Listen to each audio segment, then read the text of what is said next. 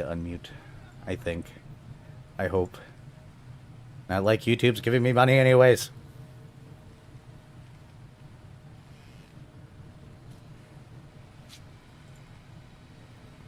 I actually don't know what my follower count is on YouTube right now. I should go look at that one these days. One day or another.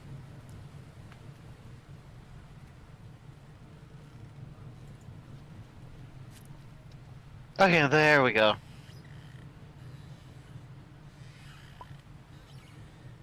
There you are. I just need to tug a Taya in here because I know that Key is a coming. Mm-hmm. I'm working on it. Liar. All right. Right? I'm going to go get cookies out of the oven. I will be right back. Tracker. Ease tracker. Tracker. I'm not sure if it'll be used tonight, but it might be. Ah, Pats. Yes.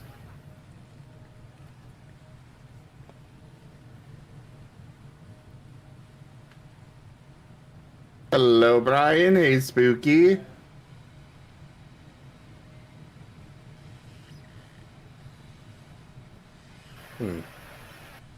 You do not appear to be live. Maybe I need to refresh. Who, me? I should be. Refresh. Refresh. I am live, right, guys? Chat? Chat help? You are live. It Okay. is just Twitch. Okay. Twitch is being a doomy. I like how you can insult Twitch and Twitch doesn't have a problem with it, but if you insult YouTube, they get mad at you. It's almost like the Twitch people know that Twitch isn't that great, and YouTube wants to pretend that it is. Well, Amazon does lose money on Twitch. Apparently. Good. Ow. I don't know. It's Amazon. They probably lose money because of everything, because they're so frickin' wealthy. They probably just get it back in tax revenue, too. Mm-hmm. So... Quote for what's in store for Fret. Nim, sniff the method. Quote for what's in store for Dr. Volt. This session has a himbo bias.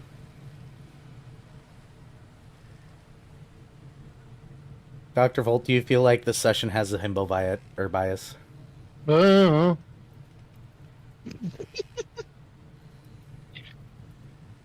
I'm back. Welcome with back. Cookies.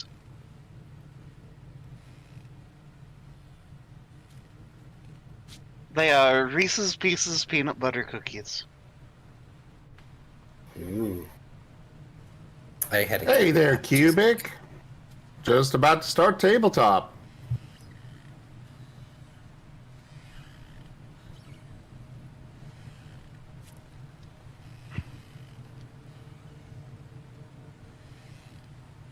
Squints at the goal. Don't worry about it. What happened to the other goal? Oh, that's on Zim's side.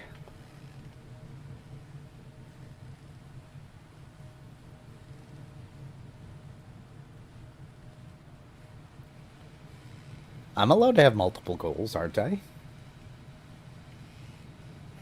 Me looking between these two goals and frowning.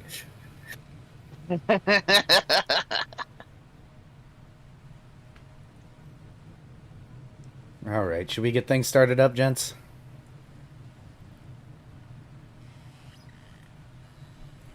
Or do we need a couple more minutes? An earnest disciple. I'm ready. All right, let's... Tayo, you ready? Yeah. Okay, let's go ahead and mute out and do intros. Do muting out. All right, ladies and gentlemen, welcome to the table. Thank you so much for joining us today. Hopefully you like, subscribe, follow, yada yada blah, bit between here and Twitch and YouTube, yada yada yada. Hopefully you've been drinking plenty of water, taking good care of yourselves, and getting plenty of rest. I don't have much to really say today, so I am going to hop directly to the table while I'm being cheesed extensively here. But yes, this time I actually have a tip goal up there for the game, and there is one also on Raw Zim's side. Remember that this is a shared stream, so you're going to also be able to view this game from multiple angles. One from Raw Zim and one from Aneka Taigo, who I know a good little moth in chat will be soon shouting out for me. Yes. Oh, a tennis ball too. Ow. One way or the other to the table.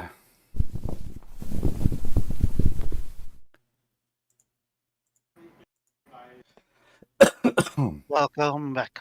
Thank you kindly. Just waiting for all your portraits to load that were loaded, but apparently have decided to not load now. Oh no, is it doing the thing again? I don't know. Let me see if I can fix it.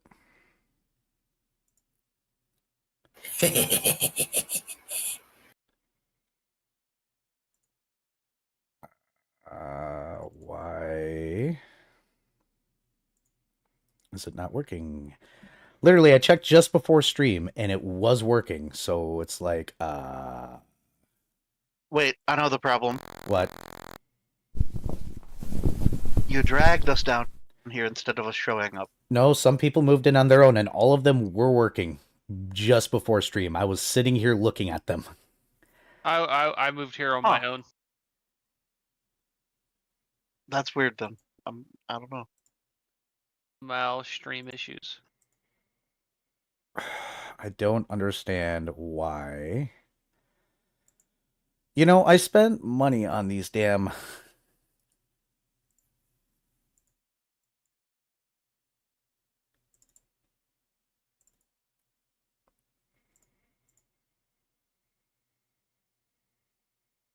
Why? They were working just fine 2 minutes ago. See if I can make it work. Customary scuff. Customary scuff. Here, I'm going to do this really quickly. Maybe it's this. I'm going to just...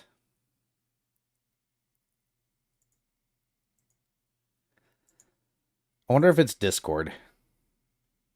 I'm going to blame Discord. It's probably Discord.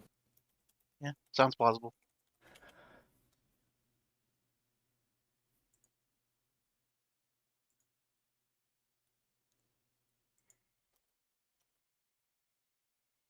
Alright, now I gotta start pulling all the different chats in my pop-up window. It's having trouble connecting again. Okay, thank you so much for this valuable tool that I am using constantly for my streams that are just not working. I love it. Thank you to whomever donated $4.38. It was Mala. Mala's comment is key is confirmed, Moth. I can be if I so choose now. Also prettier. You can also be a kitty. Shh. That is for a later time. Pretty kitty. Mm-hmm. Alright, here we go. But yeah, there's a tip goal on both my channel as well as Era's tonight that will influence how things go in the game tonight. Mine is. Meanwhile, I'm halfway just through. accepting money. Yes. Also go support Taya. Definitely. You will receive nothing for it, but my heartfelt thanks. But You see, chat, the relationships on these two channels are transactional, whereas the one on Oneko Taigo's channel is unrequited.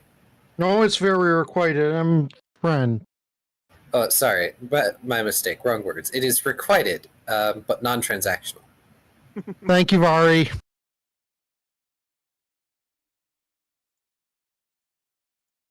For the 6.9. Nice. Portrait's not coming back. I don't understand. They were working 2 seconds ago.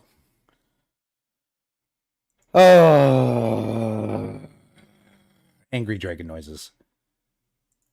Should we go ahead and get started with introductions and Yeah, I'll continue. the recap at least? Yeah, Alfaf runneth in the background. All right, ladies and gentlemen, I am currently your very upsetty spaghetti GM, the Drunk Dragon Era. A gleaming endowment. Well, thank you for the tip, Mr. Dragon. 114 tipped $25. That is the tip goal completed. Well, that's going to make life for me a little bit easier tonight. One way or the other, I am the cause for all the chaos in this world, so I'm going to pass it on to Key. Yes, hello everyone. I am Key, also known as Carcerus, among a couple other things, and I am playing Last the Paladin, a smoke lion. And now I believe it needs to be turned over to Viv. Hello, I'm Viv. I'm playing Shoal Brinecoat, a ranger cleric cat shark aberration. I have no thumbs, and I'm gonna make it everybody's problem. Vari, you're next. I'm Vari, and I'm playing Fret Signature, the mute musician bard. I just want to watch some cartoons on the World Mirror.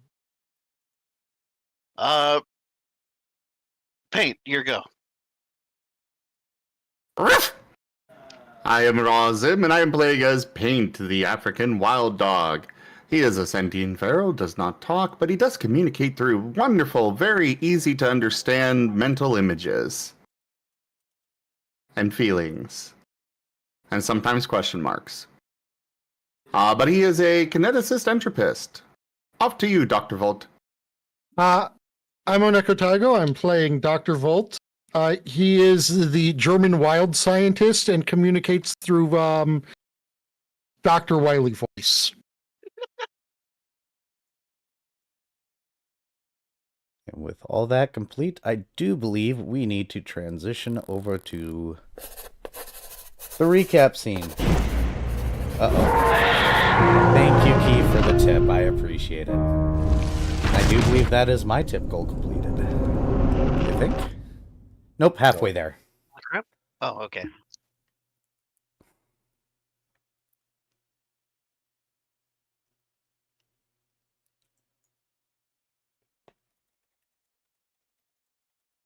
All right then.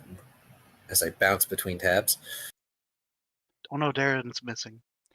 It all just decided not to work. It was working like literally just before stream, so I can't. I will bet that Discord had some sort of sneaky update that broke things. Possibly. Apparently, I have a green arrow just now. That will be why.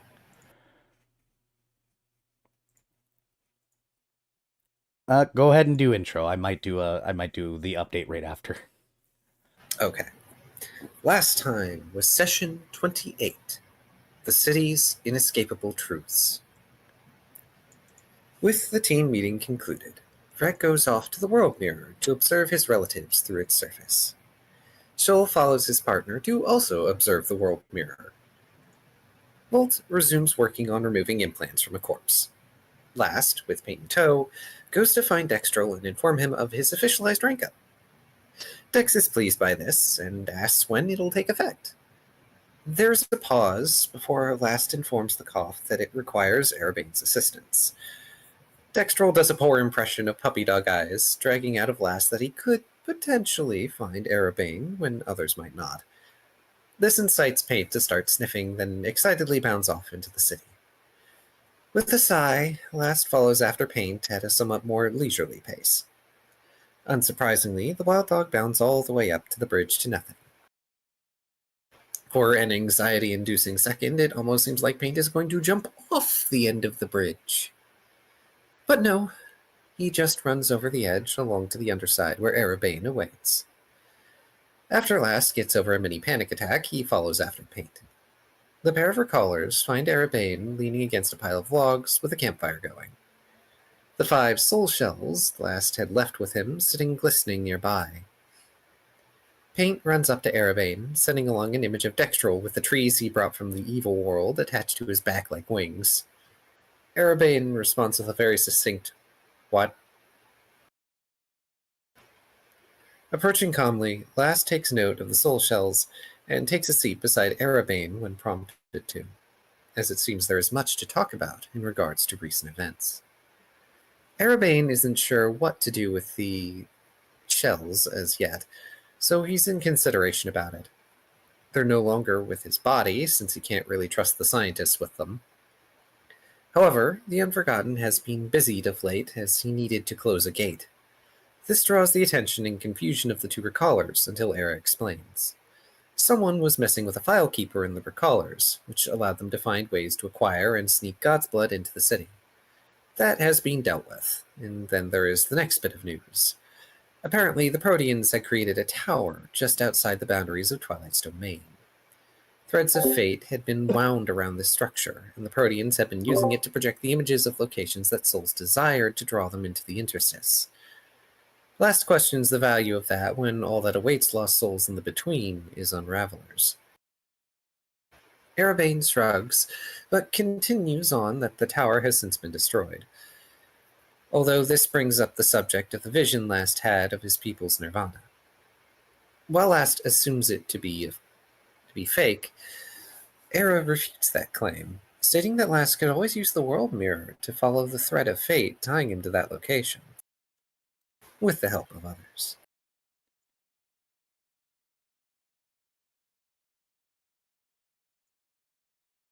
As I click, it fails several times. Last hesitates, even as Paint actively attempts to tuck him away from the campfire. He doesn't want to impose on his allies, but Arabane believes it is something worth investigating. Paint in particular is rather excited and insistent about the idea of seeing Last reunited with those he has been cut off from. Blah blah blah, word salad. Projecting images of shadowy smoke wild dogs, and even showing his own pack with feelings of longing tied in. Last understands, but is still reluctant, perhaps fearing the hurt that could come with this course of action. Eventually, he relents under the vague pretense that he might look into it eventually when more pressing matters are dealt with. Arabane chiming in, like going out and figuring out who Alan Exley is cavorting with outside of Twilight, or figuring out who's letting the Proteans wreak havoc in Twilight. To that end, Arabane offers Last and his team passes to be allowed to leave Twilight as they please, within reason. Last accepts the offer at length, knowing that even if he won't use it as often, the passes will be useful. An interesting note is that Alan is an extra caller who also has a transit pass.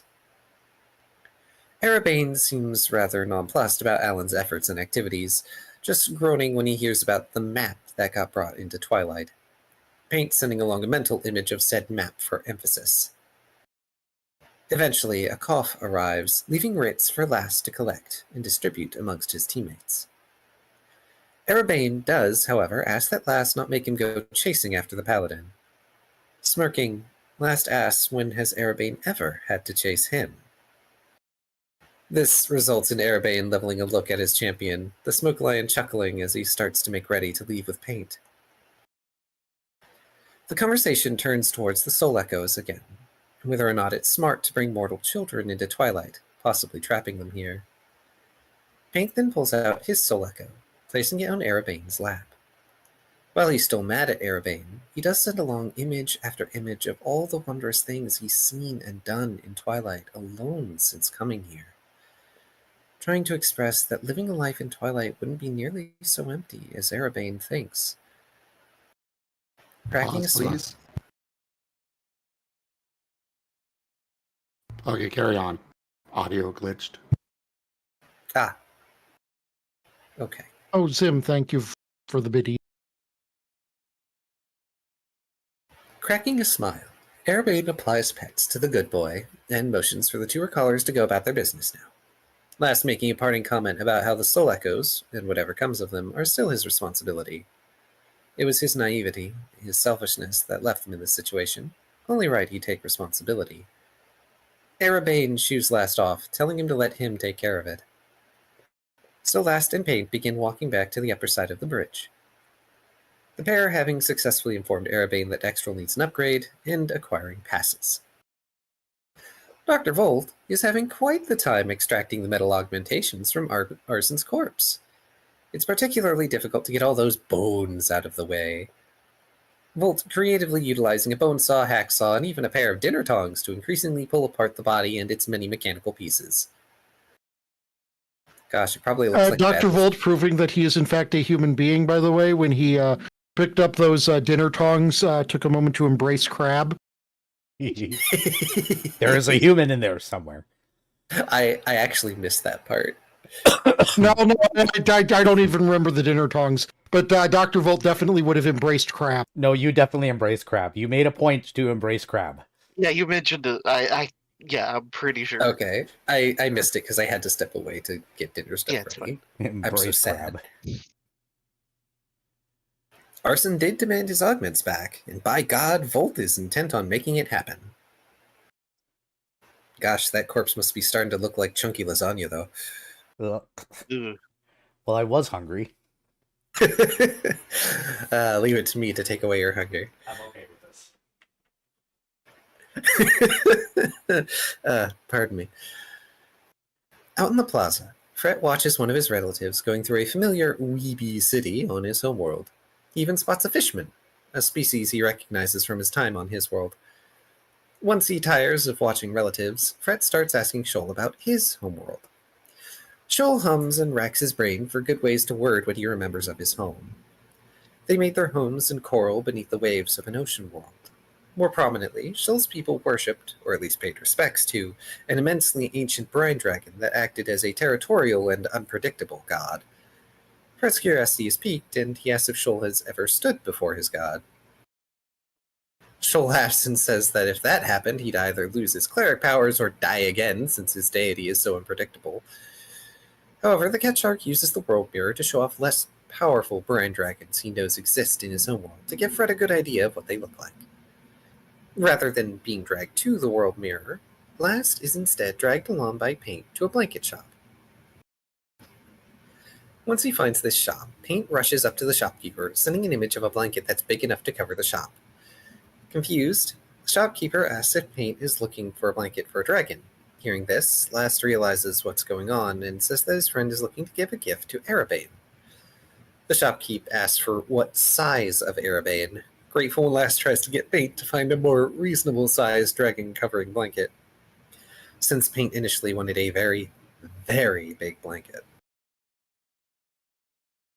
Going over to the large creature's shelf, Paint drags out a black blanket and stretches it on the floor. Unfortunately, the size is not enough for the wild dog, who projects an image of a 100 by 100 black blanket. It takes a minute for the shopkeeper to calculate how much it would be, coming up with a 38 seal figure. While this is a lot for most, Last pays the man without a second thought. Paint attempts to pay 100 more seals, but Last slides those coins back into Paint's bag when the wild dog tries to assert that with more scales, the crafter could make the blanket sooner. This is not how that works. That is, sadly, not how things work even in Twilight. Since the blanket would take a month to make, which Last is otherwise fine with. Paint, getting an idea, goes to wait outside the shop, doing his best statue impression. Rolling his eyes, Last picks up the dramatic wild dog and puts him under his arm. At first, the smoke lion heads toward the world mirror. However, once he reaches the plaza, he realizes he just does not have the energy to deal with a mirror today. Not even noticing Fret and Shoal in the plaza as he takes a turn down another street to start heading home. Noticing the world mirror so close, Paint attempts to wriggle free from Last's arms to no avail, sending cold blasts all over the place. Calm as ever, Last chides Paint for misbehaving, threatening to burrito the puppy and leave him on a chair. Eventually, Paint groaning and going limp as he is carried home for the evening. At around midnight, Last is sleeping soundly in bed, and Paint creeps up upon the smoke lion with his wind-elemented Rex in tow. Somewhat mischievous, the wild dog conjures up an orb of wind around the sleeping vapor cat. This startles, awakens, and pains the rather unsuited paladin, who flails as he tumbles about within the whirling winds. Paint tries to put his paws on the wind orb, only to tumble inside, getting caught by the dark vapors of his charge, who demands to know if he's trying to kill him. Paint shakes his head, attempting to get the ball of air to roll out of the apartment with the help of his familiar. Chaos ensues as they tumble about, making a mess of the apartment, while Last desperately draws in suit pieces and a spare mask so he stops getting pulled apart by the winds. Eventually, Paint manages to dispel the air orb, causing him and Last to fall flat on the floor. Groaning in pain and disorientation, Last pulls himself up and goes to sit on the sofa, which miraculously remained in place. Being incredibly patient, he tells Paint to sit beside him. Whining, the wild dog belly crawls along the floor and clambers up onto the sofa. He listens intently as Last does his best to explain that his species is deeply vulnerable to environmental damage. Winds can rip them apart, water dissipates them, magnetic flux messes with their physiology. He understands Paint did not mean ill, but requests that Paint do not do such a thing while Last is without proper coverage again. Pondering long and hard on the matter as Paint lowers his head in his ears, dejected by his latest failure, Last decides that Paint will not be getting fetched tomorrow, and will not be permitted in bed tonight. And that is that. The paladin gets up, bringing Paint a pillow and a blanket, then goes to bed by himself. However, Paint does not go to bed. Instead, he cleans up the apartment as best he can, making Rex help as much as possible, and then takes the pillow and blanket and leaves. In the dead of night, he goes to the front of the blanket shop and curls up, trying to pretend time doesn't exist. In the morning, Fred awakens early at Shoal's boathouse, heading out with Shoal to get to the bakery ahead of time for their meeting. Along the way, the pair find a certain pup under a blanket and pillow in front of a shop. They have a rubber ducky sub on them at the moment. The pair approach, Fred squeezing the duck sub, causing its propeller to start. Peeking out from the blanket, Paint sees Fred and Shoal, then curls up tight to hide under the blanket again. After a few attempts to get Paint to come out, the pillow and blanket are snagged away from the fake canine. Even as he tries to curl up ever tighter into a ball, Paint is picked up like a puppy in Shoal's jaws. Shoal uses his bond with Fred to ask what the heck happened to make Paint this way. Fred tries to scribble out a question for Paint, resulting in a rather frightening series of images. A monstrously huge lost dog looking very, very angry, and then an Erebane being covered by a blanket.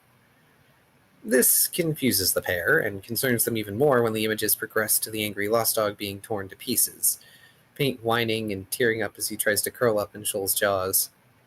Fred begins sprinting down the twilight streets toward Last's apartment, Shoal loping along after him. At the apartment, Last slowly awakens and begins going about his day. Eating coffee grounds, putting on portions of his suit, getting his mask. The apartment is cleaned up. It's not perfect, but the apartment has been cleaned up to a decent extent, and Paint isn't there. Hitting a massive anxiety spike, Last begins running around his apartment to get ready to go hunting after Paint. Just as he's putting on his helmet, he hears the sound of someone picking the lock on his door. Stalking over in a predatory manner, he freezes when Fred opens his apartment door with Shoal and Paint in tow. The sight of Paint causes all the panic to dissipate, and the Vapor Cat to slump. Fred asks if Last is okay, and he groans in reply, stating that it's a long story. So, I would like to note that opening the door is an understatement. It was probably more like a SWAT team breaching a room. FBI, open up. Wow, I yeah, didn't know they you kind became of a thought fed. that they kind of thought that Last was dead and torn apart. Yep. Yeah. It could have happened if things went worse. Trudging What a over way for you to have to make a new character. Well, at least he would have decorated his apartment. Ow. Ouch. Whoa, wee. I'll drink to that.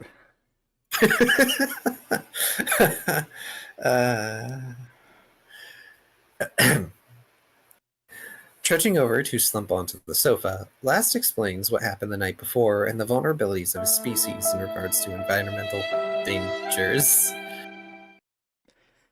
Well timed.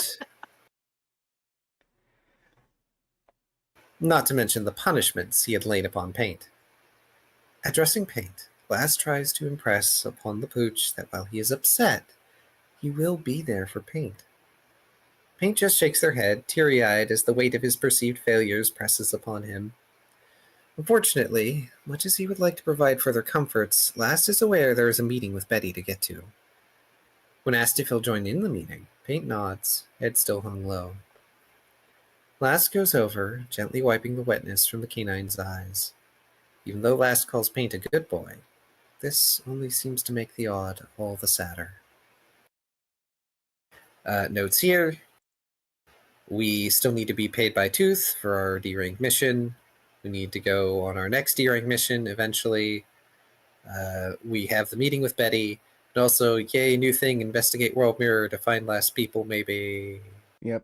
All right. So really quickly, I'm going to hit the green arrow. So here we go. Updating Discord.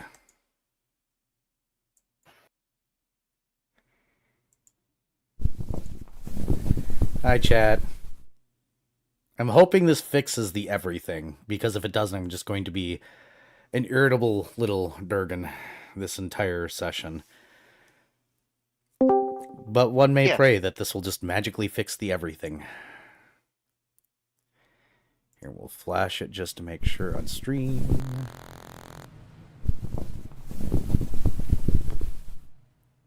Nope, still didn't fix it. Oh, well. Sad. Well, there's nothing I can do. The attempt was made. It's only annoying me because I literally checked before we started stream today, and I had us up for the entire time, and now it's just not working. I'm just like, nope, I've decided to not work, and StreamKit's just not How much connecting does that Discord. next level cost? 4,000. Okay. But you guys got some things to deal with first, so I am assuming that you guys are going to go ahead and head to the bakery together. Or at least Dr. Volt will manage his way there after the other party, because I believe he's on his own right now.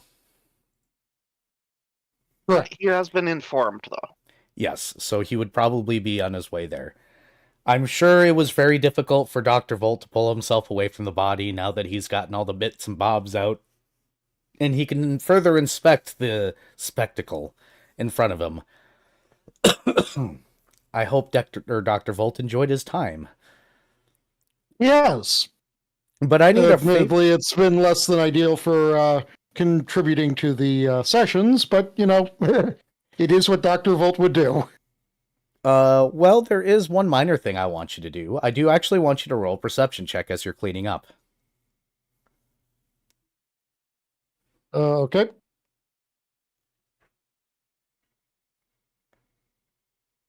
Hopefully this will be like last time and the all the things just appear at one point in time or another.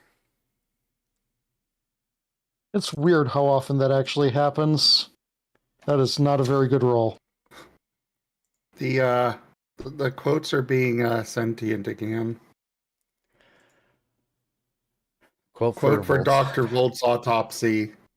That's I see how it is. I made my players avatars of gods, so you kill off your party.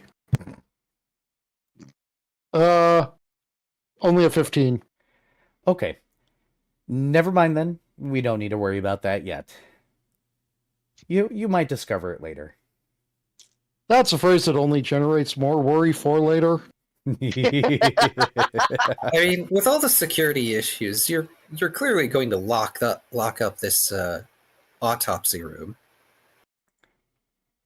I mean, I would assume that the entire place is heavily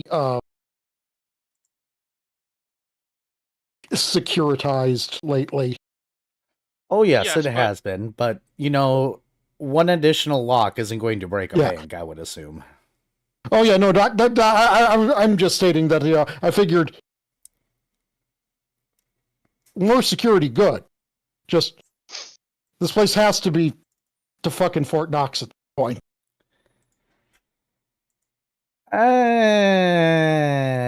Your boss very much wishes. So you leave your office and you lock the door behind you, just as completely normal. And next week I'll have a donation or a tip call for you, by the way, Dr. Good. Volt. Now, Oh, joy. yes. Oh, happy days. And you make your way to the bakery. Is it where... going to be Phasey, baby? No, it's not going to be Phasey, baby. Why'd you do that to me? What? And Just- it resulted in Narashi getting shot. It did. Yeah, thanks for that. You make your way to the bakery, and while you're walking, it's one of those situations where this is the most normal you've seen Twilight in a fairly long time. That's the fact everybody is armed up, which probably is not a bad thing. And you get to the bakery and everybody's there. Key, what are you making for your bakery today? Anything fancy?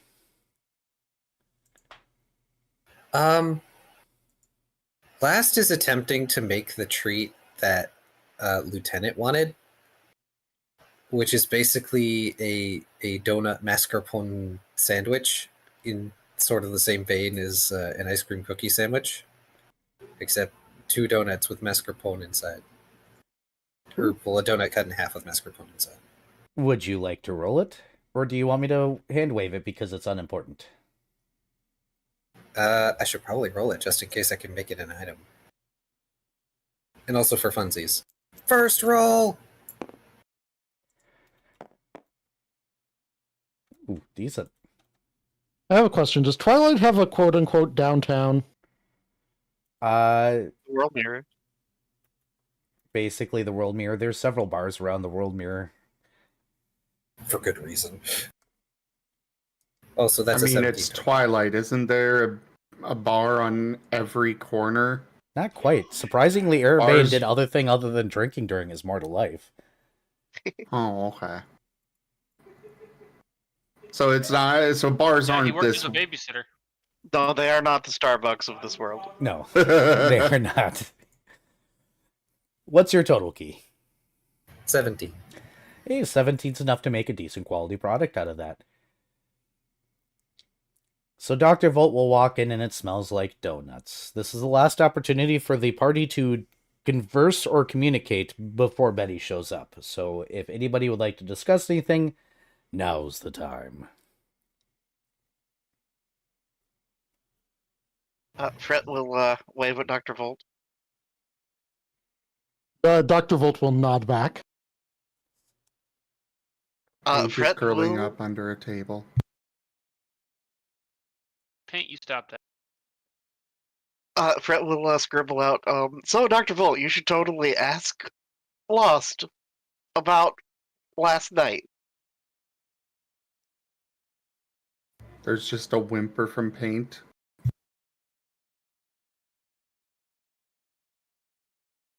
Dr. Volt will... Oh, Dr. Volt. That sounds...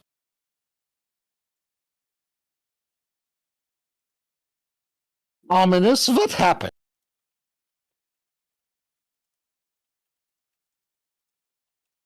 A murder most foul.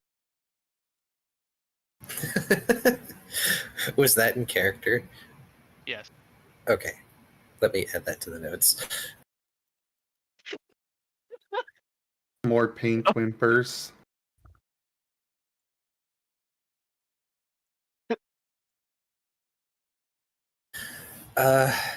Last is going to sigh.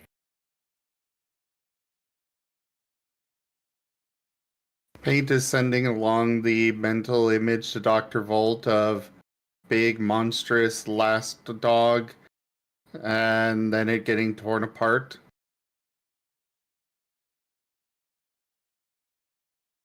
And then he whimpers and curls up tighter.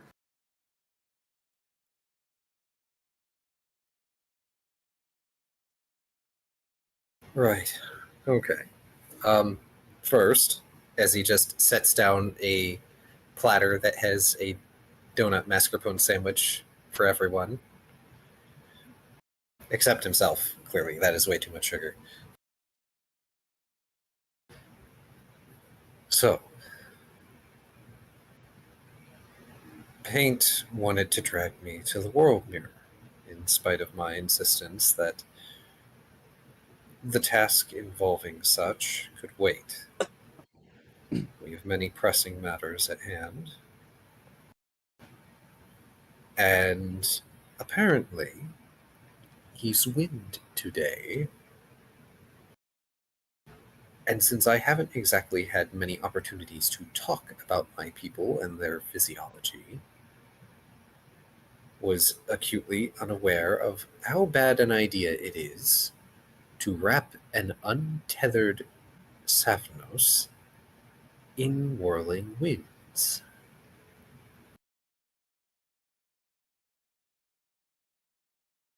Oh, that could have been delightfully disastrous. I'm glad that you picked up on that. Then again, you're the only one among us who I would think would pick up on that without me saying anything. The long and short of it is that my people are uniquely vulnerable to environmental factors. Powerful winds, rushing waters, intense magnetic flux, these things have the potential to harm or kill us. Me, I should say.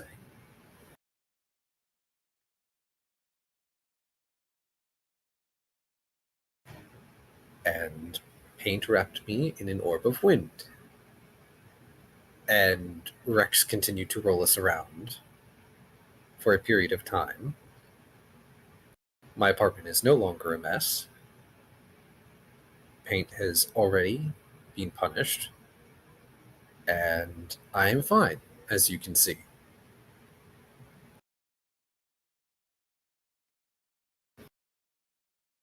Well, that is certainly better than the alternatives.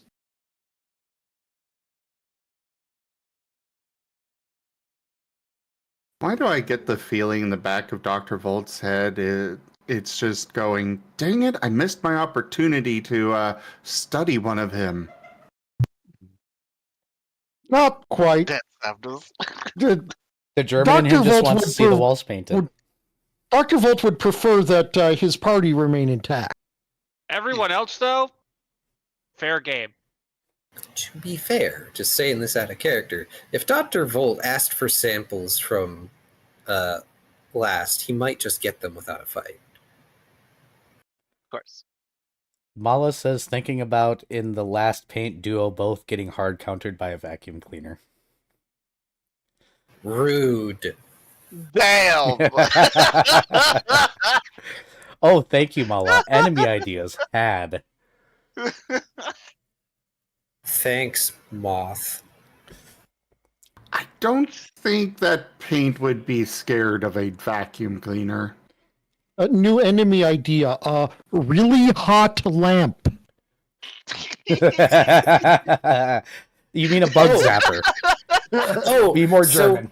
So a bug zapper version of that lamp picture that's been going around with the werewolf leg and the fishnet stocking. Oh god. Ooh. The fuck? I haven't seen that one. I have, and I- werewolves and fishnet may be my current obsession. So we're going to move on with life, though, before I go more into Yum Land. Well, I'm gonna require some sauce for this later. Give me a minute. I am Later. I am a punk that graduated in the early 2000s. Fishnets were a thing, and are still a thing. I like fishnets. Moving on. Yeah, fishnets are always good. Yes, they are. They always make chests look so great. I'm gonna shut the fuck up. Wow. So, the bell on the front door rings as a woman that you guys would all recognize as Betty comes in a shockingly fabulous dark red dress with an adjoining hat that is almost Think Roaring Twenties, except not quite as beanie like. So Carmen San Diego. Yeah, well, not quite that big. Fred Under- pantomimes a silent wolf whistle. Understood. The meowing 20. All right, and quotes added. All right, so moving on with life here.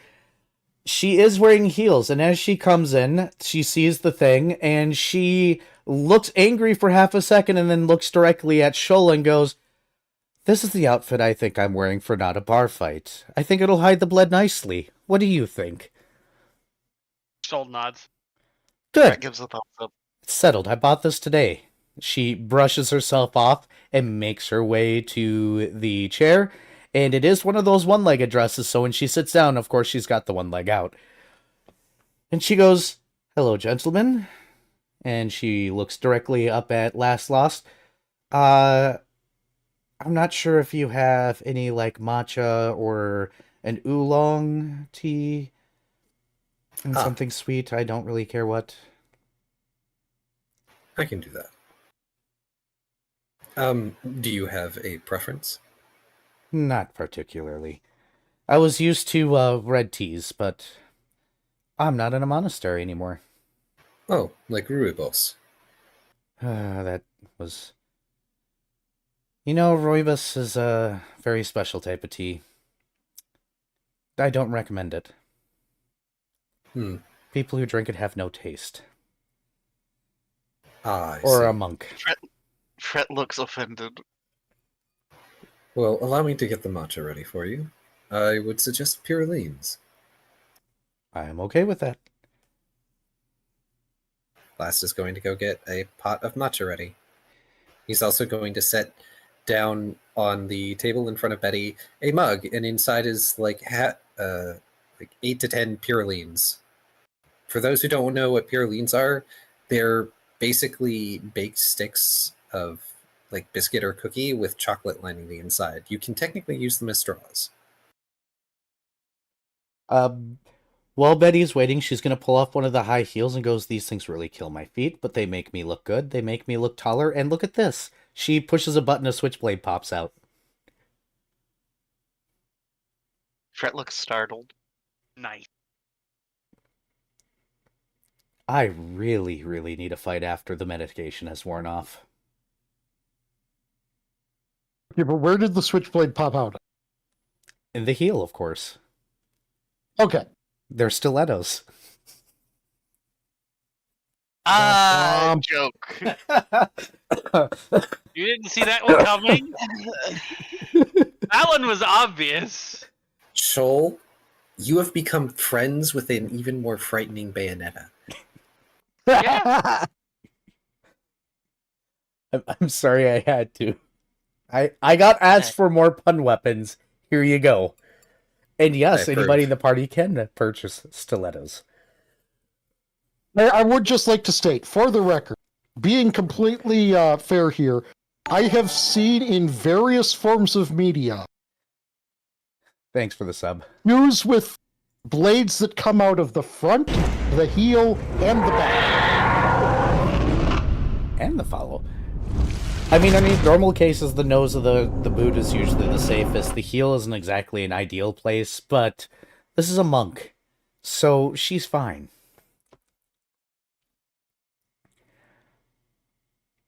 So, in regards to the potential of Dr. Volt purchasing these weapons, Dr. Volti is not going to be wearing these.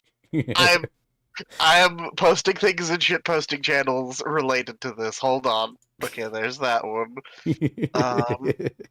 Here's this.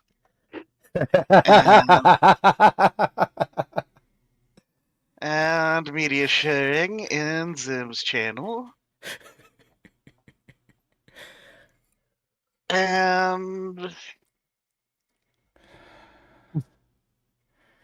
That's and that. Dear. Okay, I only see Vari posted one thing in shitposting. He posted in multiple places. Yeah, I Oh posted God! it in all of that. No, why did you do this? No. Did you post it in my Discord too? Because chat, I did. good. Chat, you get to see this. It's How to ruin multiple communities in one swing. if you Honestly, think every this, time I've seen this, it's been great. if you think this kind of curse shit ruins my community, you don't know what my No. community is about. Also, Toshime made sure to share the werewolf lamp in the Discords. Yep. So thank you, Toshime. We could have gotten it for you for Christmas. I don't need more lamps. I got plenty of lighting sources in my house. Oh yeah, that one. I have seen that one. I Yeah. saw the original Twitter post person that made it. But as after tea is served, Betty's going to go ahead and take a deep breath and be like, so forgive me if I get a little bit angry during this. They have taken me off the pain meds. I warned them that taking me off the pain meds would cause anger and that I should be allowed to fight, but I'm not supposed to fight, but I'm going to anyways. And I assume everybody and nobody's going to have a problem with that at the same time because everybody knows me now.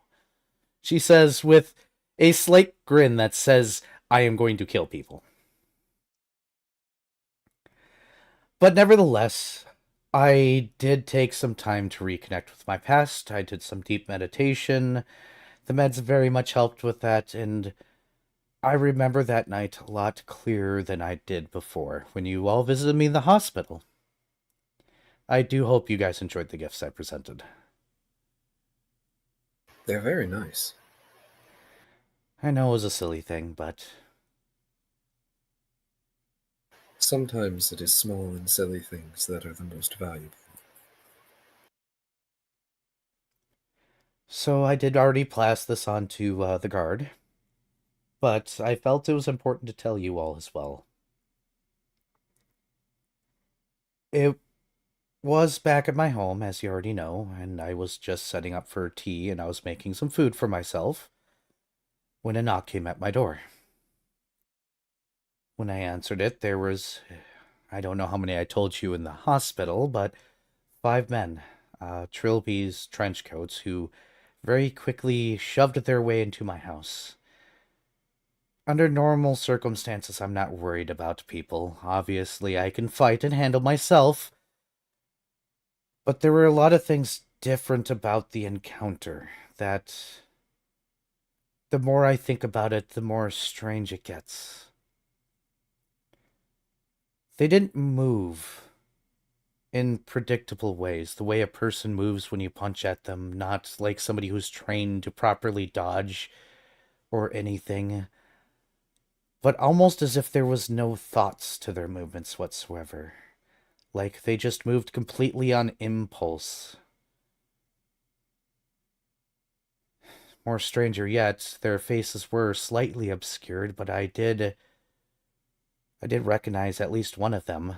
Not the one I knocked the tooth out of, which is notable as well because when I knocked his tooth out, he didn't react. Like, when you take a fist to the face, even me, you feel it and you react, but he didn't. It was like they weren't there, but their eyes were open, but their mouths and noses and their general expression was that of somebody asleep. Well, that certainly sounds like some form of mind control. Then things went dark. And the sounds got stranger because it sounded like somebody stumbling around the room. There were 5 of them, but they weren't acting coordinated. They weren't acting in a way that you would expect people to fight together in any capacity. One of them grabbed me, then another, and they dragged me over to the corner. They didn't start setting up all that creepy shit. I apologize for my language. In and out of character. At first, they shoved a piece of paper in my face. And it had a symbol on it that vanished quickly. They stayed there for several moments after that, holding the paper in my face like they're expecting something to happen. I don't know when time got involved either. I know I heard a bang somewhere in the darkness. I remember being overcome with fear and the realization I might actually get hurt here. But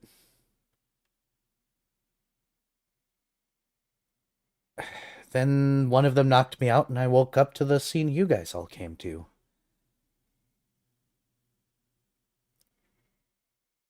The oddest part was is that one of the individuals on there I saw in the newspaper not too long ago, one of the kidnappees.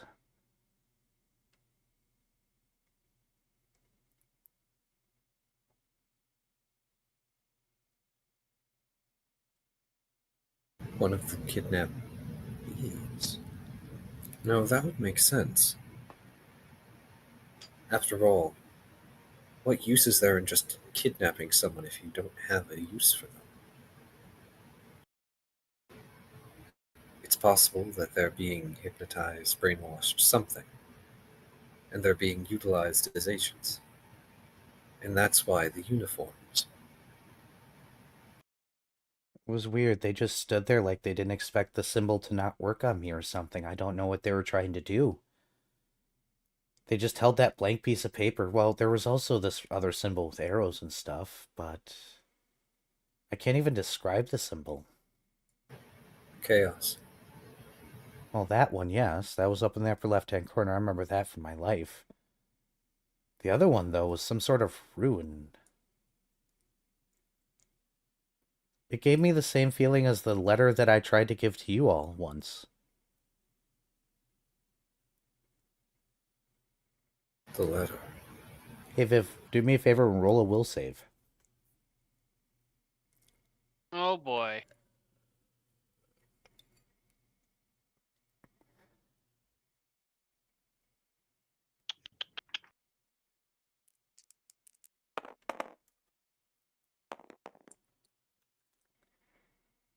I don't know if you want that roll. I think you have a re-roll. I do, because I was at the World. Yes. Or you could beg chat for rerolls now, because hey chat, over on Zim's side, if you go to Streamloots, you can play those reroll cards. Oh yeah, you did approve those. Yes.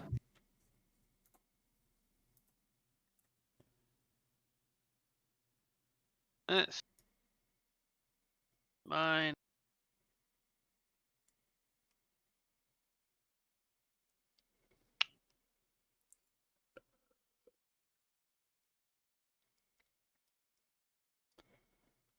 Out of character, I don't remember what was in the letter. Something that affected Vari specifically, which by the way, I have a tip goal that you guys could totally abuse. All right, well that's a 19. That's a 18. Better. Or If... sorry, wrong number. 15. Okay. Are you sure you want to keep that? I don't really have a choice in. Ah. Okay. Thank you for the tip, Vari. I appreciate it. We are just over $10 because, you know, somebody has to hurt me. Mala. Away from the tip goal being completed on my end.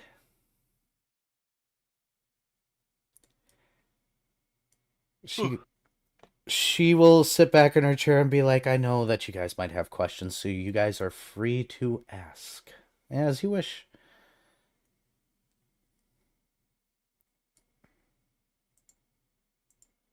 So, I would actually kind of like Dr. Volt to do a knowledge check, because he's currently consulting his mental file over whether those were some kind of brainwashed, like, dominate person type effect, or they were made into some sort of Sure.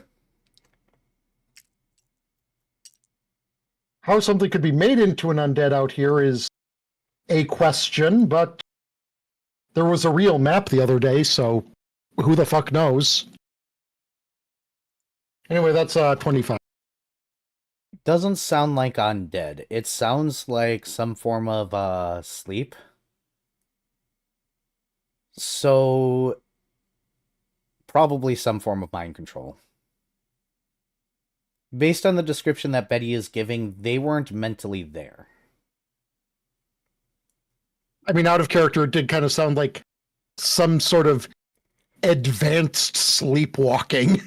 Mm-hmm.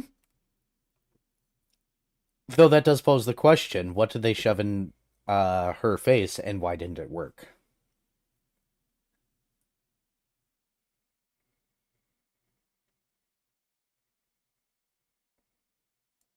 I mean, there are really only two options there. Either they copied whatever rune down wrong, or Betty was immune to it. Or resistant. Fret will actually begin scribbling out. Betty, you're a monk, right? Tell us about your training. She says, well, I was brought in as a young child. A lot of mental focus, a lot of meditating. I was taught to punch just about anything. A lot of our early training involved breaking, or at least fracturing the bones in our fingers, so that way they would become stronger, and desensitizing our hands and feet to pains. A whole lot of meditation, which is what allowed me to recall things. Though I'm going to be honest, the moment that I was sent out of the monastery to search the world, a lot of that training did me very little good for my group members. It is possible the amount of meditation you've done could have.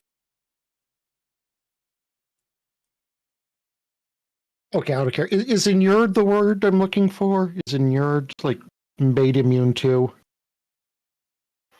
Becoming inured to something means you're desensitized to something. Yes. Could have inured you to various mind control. No, because this is the first time in a long time I've returned to my old practice. I've very much given it up over the years.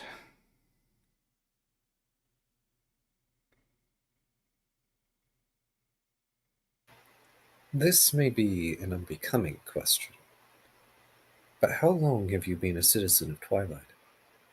Oh. My world's time, a couple 100 years?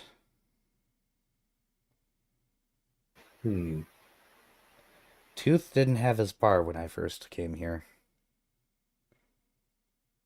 I've been here longer than Tooth. Somehow that feels very impressive.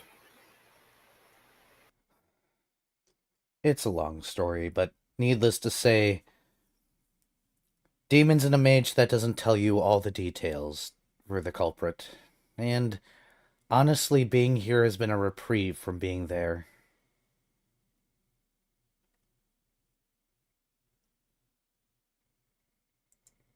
Especially since I got to watch those bastards die one by one. She squints.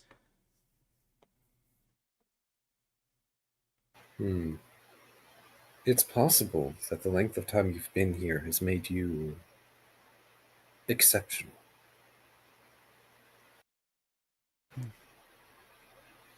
After all, I'm only here for a little over a century. And given the number of broken souls that have come in the recent century, even the past few decades, it's likely that those that are so new are more vulnerable. Well, as I said, if you've got questions, I'm more than happy to answer. I can't really surmise on the reason why whatever that was shoved in my face didn't work.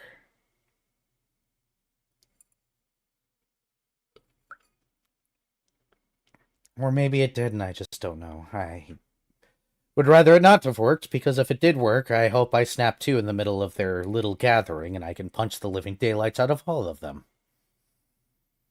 And a little bit of stabby stab, because she points down, I've got the best stilettos in the city. That is the tricky thing about mind magic. It is sometimes rather difficult to recognize whether it has taken root or not.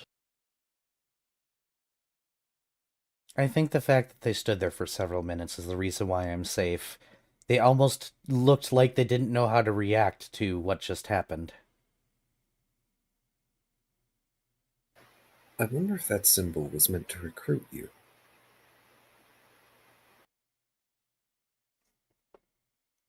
Wouldn't that mean that the symbol that, or the mail that was sent to me earlier was also meant to do the same thing?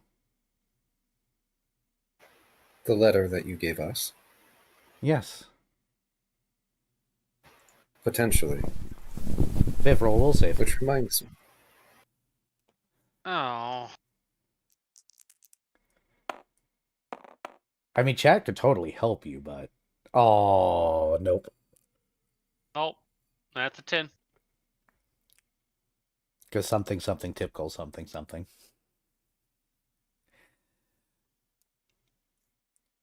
Continue last. Which reminds me.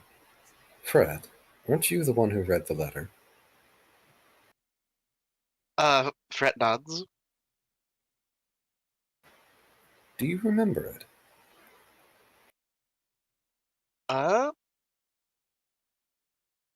Does Fret remember it, Era? If you don't, he doesn't. You remember the chaos symbol that was on it that fucked you up for a few days. Mhm. But you don't remember any other particular rune. Though if you want to roll a wisdom save for me. Okay. Or a will save, or... No, wisdom.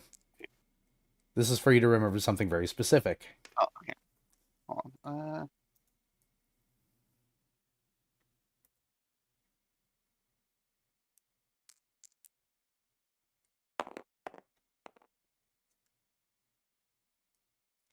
That's gonna be a big nope, probably. That's a, that number on the dice.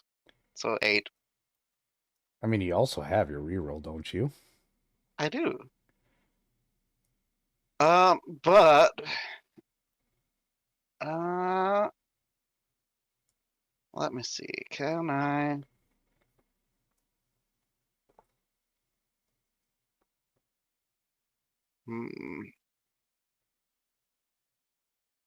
I'm not sure if I could, pull some shenanigery to get a advantage on recalling with a spell or not. So I think I'll just, Well, I'll burn the reroll. Vari. Hmm? Would you say that this information is perhaps some sort of difficult to find, perhaps lost?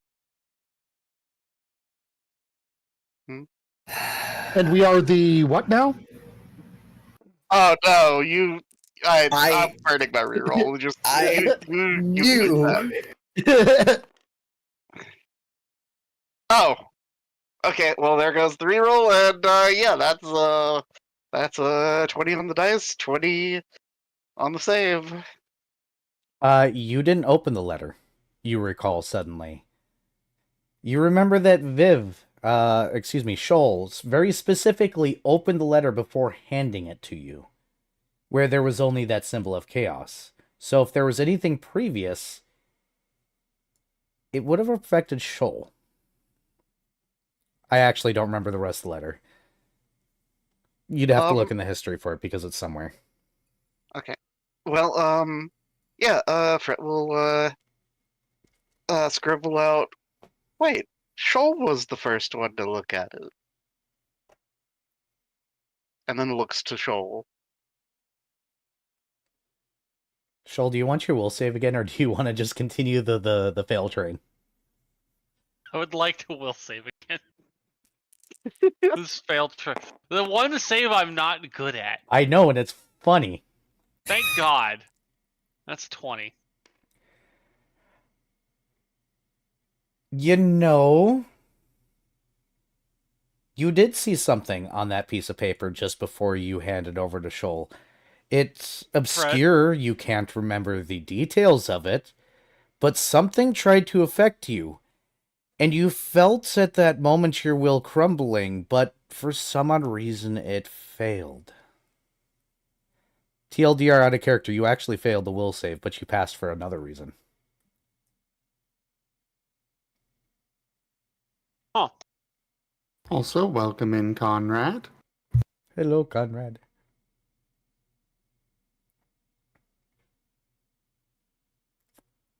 If you wish Well- to tell the party. Yeah, Shola's basically going to be like, I remember something being there. I don't really remember any details. And I remember it tried to affect me, and it kind of just fizzled out. I wonder if the same thing happened to Betty. But it was strange.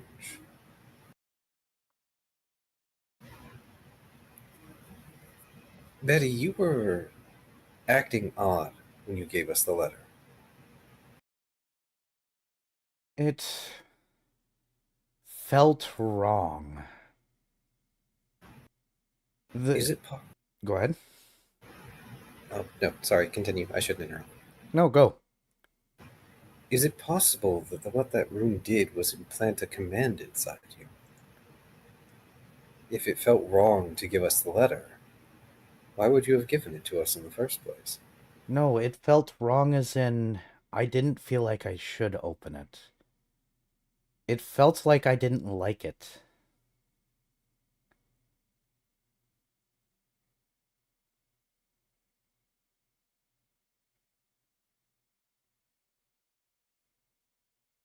You ever get news or hear something and just realize instantly that you're not going to like what's inside? Yeah. Yes. It was that feeling. That's why I brought it here instead of opening it. I started to open it and I just got that taste in my mouth. Was the letter before or after the attack? Well, out of character, you would remember that the letter came before the attack.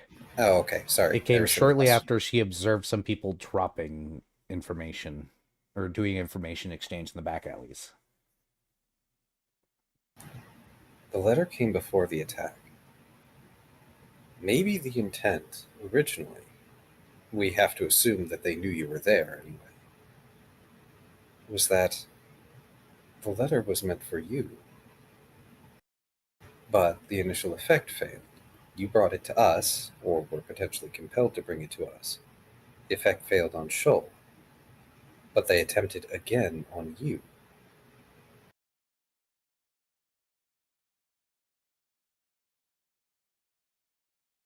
Then why am I not one of them now? And why is not Shoal? Shoal, please don't take this the wrong way, but he's not exactly headstrong. Troll's I would definitely say Shoal is very headstrong and stubborn, and This is- I want to put out there, not in Betty's opinion, he ain't. This is Betty we're talking Shoal, about. Shoal just Yeah, identifies it's as a matter little of bastard. scale. Yeah. You need to realize that Betty is kind of just better at being a bastard than Shoal is. So Betty is everything Fair Shoal enough. aspires to be. basically, that's the level of fear that Shoal inspires to create in people. Also, Shoal's afraid of Betty, and Betty's aware of it. That's because Shoal has this thing called a survival instinct.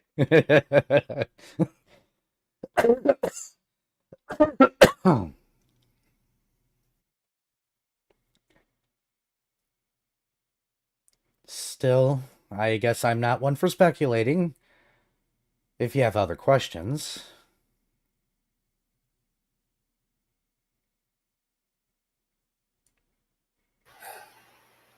I'm trying to rack my mind, but I can find none.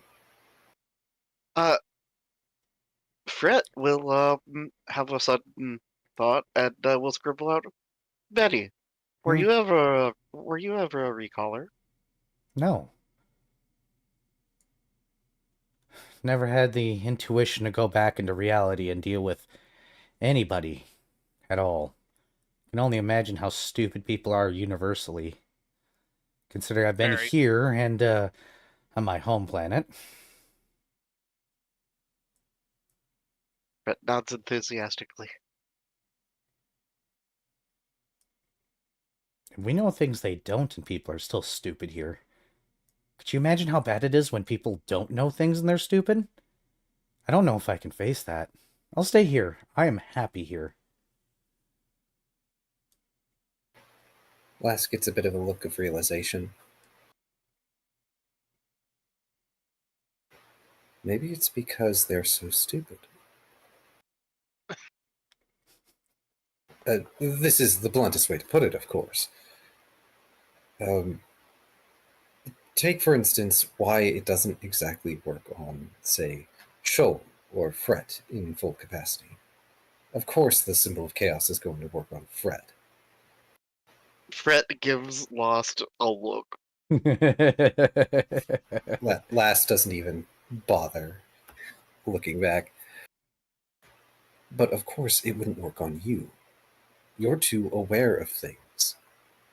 But think, until recently, the games had been suffusing people's minds, causing them to become complacent. In the most unkind way to put it. But I was complacent, so how would that work? Oh, right, I don't know if they told you. I admitted to being complacent. I had 2 separate lives, yada yada blah, she says, rolling her hands. Not really wanting to go over it now that she's off her medication. He just sort of waves a hand. He's not trying to be dismissive, but it's a dismissive motion. And he shakes his head. That's not what I mean. You frequently participated in things. Yes, you may have lived a double life, but you had to focus to keep that up. Most didn't.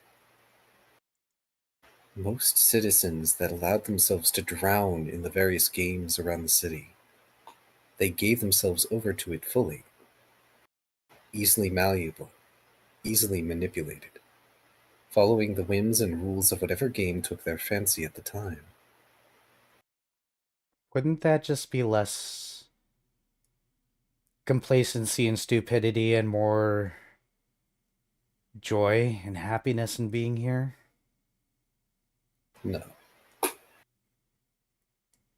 That is not true joy. You can be happy. You can be entertained and even enjoy a game. But that's not true joy. It's not real bliss. It is, after all, a game. It's a game that people were refusing to end. And what happens when something that you enjoy does not end? She just looks over at Shoal and goes, I'm lost. No, that is the other one. Shoal snickers. You all have other questions for me because this is philosophy nonsense, and I left that behind when I no longer was in the real, because all those big words always confused the living heck out of me growing up. I may be a monk, but the flowers falling off the treetops and you should pick them up does not mean anything to me. What?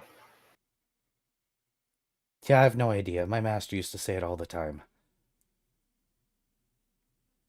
If I understood that, maybe I would have been a better monk. It sounds like a metaphor, but without being a metaphor. He said all sorts of stuff. He was trying to. Well, considering how big his forehead was, pretty sure he only had half a lobe of brain. It was just all shoved up front. Don't get me wrong, I like the man. It's just, he had such a big forehead. It went on for like ever. His eyebrows were like up here, and then she motions at the top of her head. It's weird.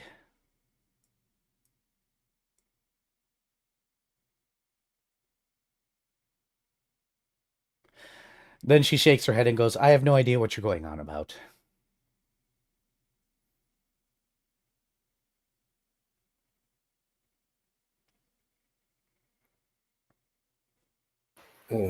I'll leave my speculation for another time. I suppose a more important question is, how are you doing, Betty? The painkillers gave me a lot of clarity I didn't want, but then did want, and then they took me off of them.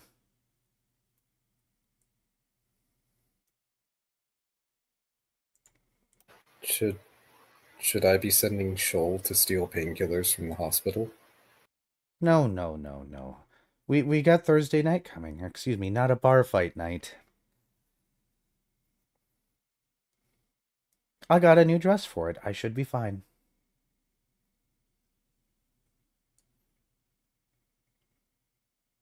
Would you like to take the rest of the Pyrolines to go? What'd you just say out of character?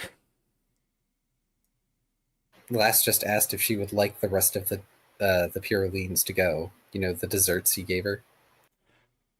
Oh no, I'm gonna be very unladylike in about 30 seconds when we're done. Fred looks very concerned. It means she's going to absolutely destroy them. They're very Ah. good. Thank you. There is a loud crunching sound that happens. Is it Oh. eating Wonder Meal? No, it is Fred smacking a bar of Wonder Meal against the table a couple times, She looks at it and and then goes, go ahead. and then opening the package and sprinkling it on his mascarpone sandwich.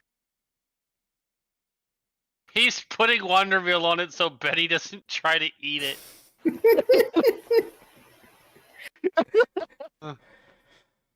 Oh my god. You. Any other questions from any of you? Am I going to be brought into things in the near future because I need to be? Only if you have questions. So go do the thing if you need to do the thing.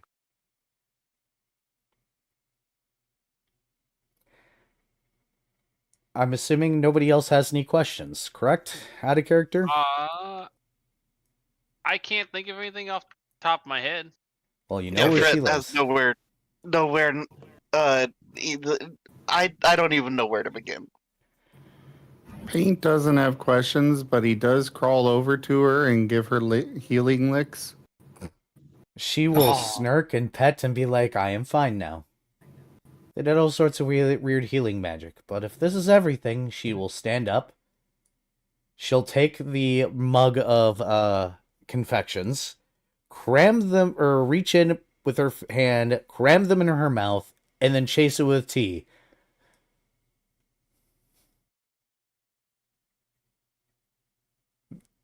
Then correct her hat, give a slight bow, be like, those were delicious. Have a wonderful day. I will save a chair for you, Shoal. Fred gives a thumbs up. Troll looks mildly alarmed.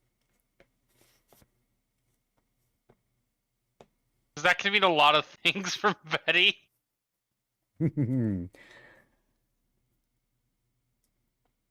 And she will take her leave, leaving you all to go ahead and converse as you wish.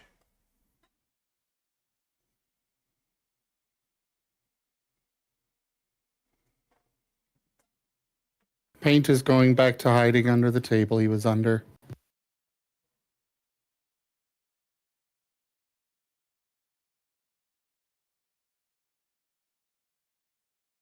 Fred munches on dessert, which now makes several 100% more crackly sounds.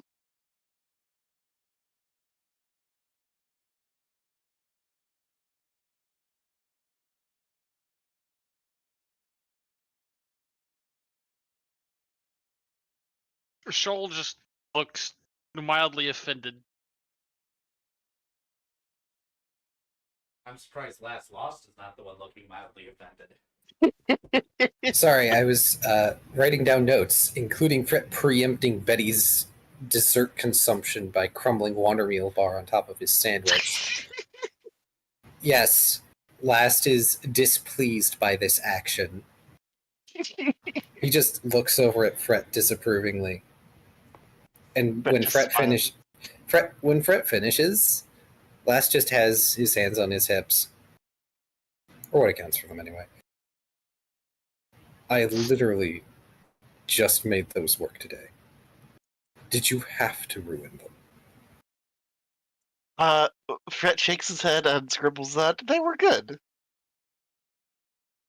They'd be better without the wander meal. Gestures to Shoal. Fret sighs.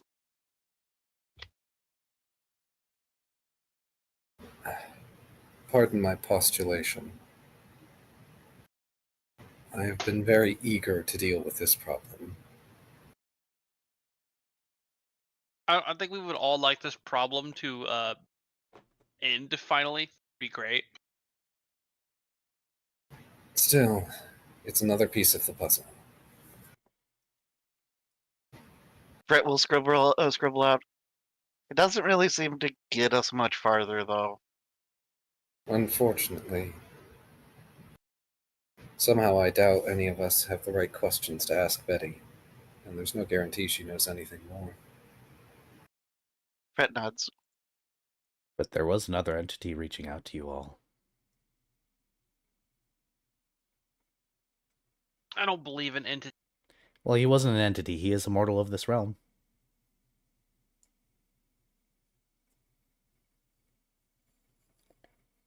Oh, Fret does inquire, scribble of what about your law friend? Has he said anything more recently? And maybe he could help.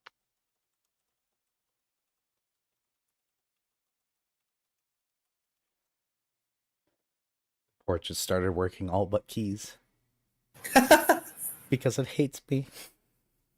Oh, I'm sorry. This happened last time too, except it was me and Shoal. No, mine got working again, and then it stopped working. Mr. Exley.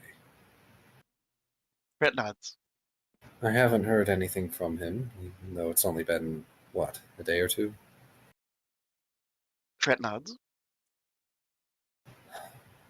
I'm sure we could find Mr. Exley. He's not terribly difficult.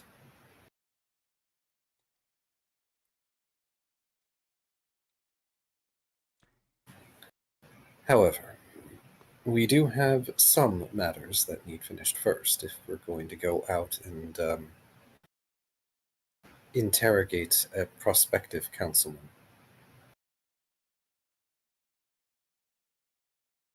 First and foremost, he's going to lean on the counter. I would like us all to get paid. Fret nods. Money is good.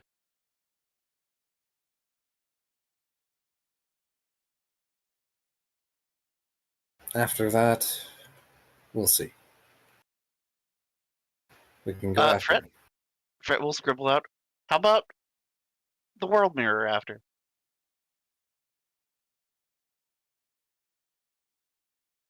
Paint whimpers and curls up more. Paint.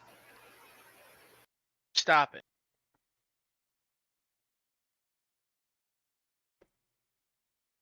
Fred, is there a reason you want us to go to the world mirror? Fret will scribble out. I don't know. I like going to the world mirror lately. It's kind of nice. We'll shrug. Fair enough. We also have that other mission we'll need to undertake at some point.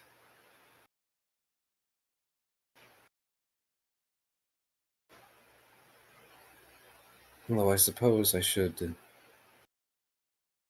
elaborate as to why Paint wanted me to go to the World Mirror. Fred nods. I'm gonna wait for Volt to get back. If we're gonna pause, I'm gonna run the bathroom Go do. because I've been holding it. Ah.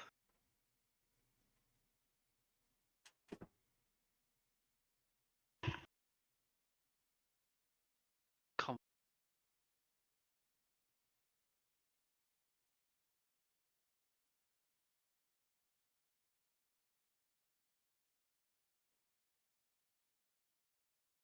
Shoal is losing patience with paints.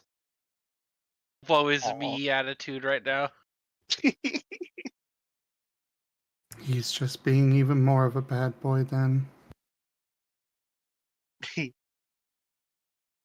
I mean, it's hard for Paint to do something Shoal would approve of to begin with.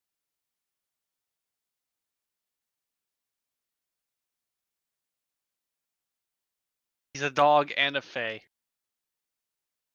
Aww.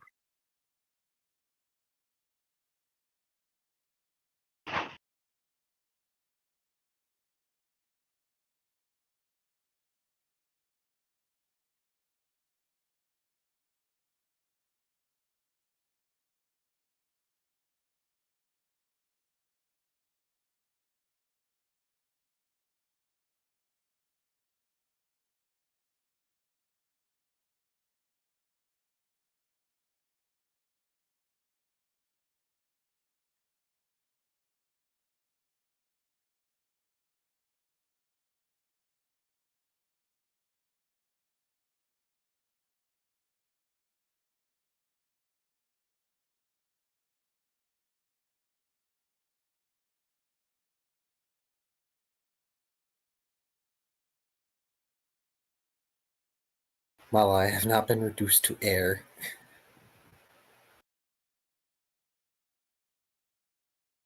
That's okay. I have plans for if Paint continues acting like this. Oh no. I'm back. welcome Sorry back. about that. You're fine. Current plan is to make sure that we get paid. Maybe. I heard everything. Oh, okay. I just want to Wireless make sure. headset for the win. Yeah. I keep forgetting not everybody has a headset like mine that's wired. I mean, I can wire mine if I wanted to. If I wanted to hate myself. So, the reason that Paint was trying to drag me to the World Mirror is because the afterlife I saw in the World Mirror, the one where supposedly my mask is, though that might have been part of the illusion, that afterlife is real. It is somewhere that can be gotten to. So, technically, we can use the World Mirror to follow that thread of fate. And you would be avoiding this va. Because, first of all, that would be me imposing upon the rest of you. Going alone would be a very terrible idea, and just taking myself in Paint is also a terrible idea and splits the team in an untenable manner. So, here's my solution. You ask us if we want to go along.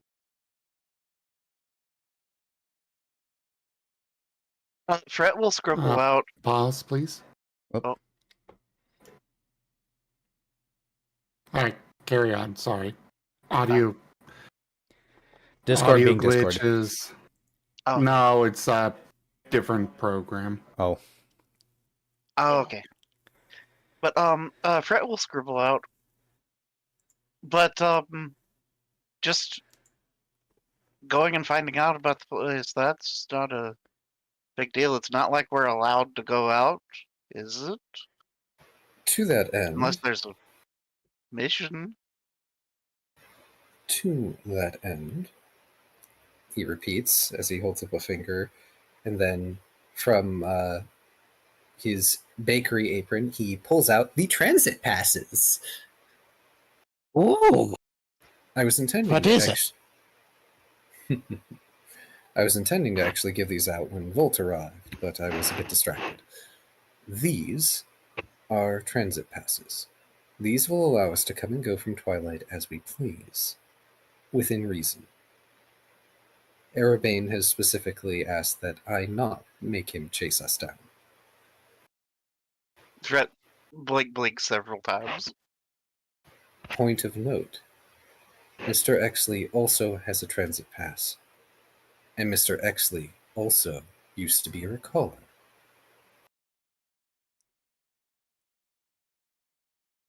Fret has a contemplative look. And he will set the passes down on the table, keeping one for himself. These are surprisingly elegant considering Arabane's style. They are pieces of paper with your guy's name written on them, but they are not written in normal ink. It is definitely flashy gold style ink. You get the idea that these are enchanted. Dr. Volt would have to spend half a second looking at them to realize that these are nearly indestructible.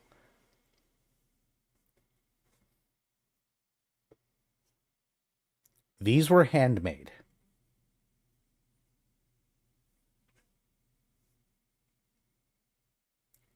Oh, Dr. Joel? Volt, do me a favor. Yes. Roll a thing. Yes. Rolling a thing. I rolled a 15 on the dice. What am I rolling? Knowledge or spellcraft. Spellcraft, probably.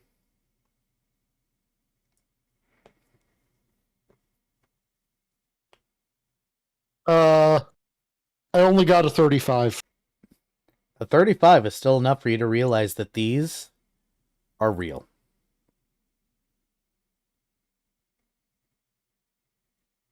Ah, Interesting.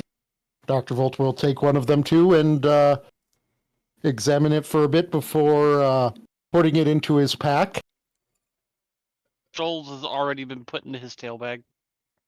And Fret will grab one as well. These seem to be real. Real like us or real like the map?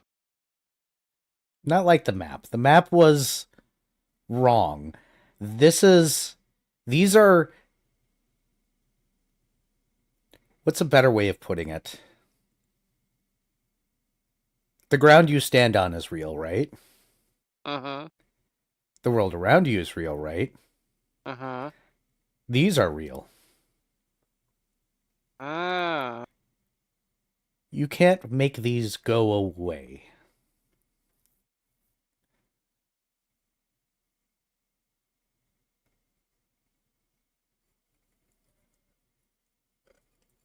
Interesting. Fascinating, but also very useful. It means that technically they cannot be stolen or destroyed.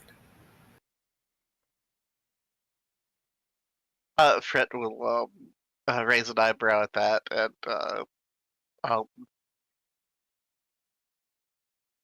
I fail to see how that prevents any of that. If they are Yeah. real in the same way as Twilight, they function like memory. Now that they have been presented to you, you remember their default state. Even if it was damaged or technically destroyed, it would simply return when you're not looking, the same way the bakery did.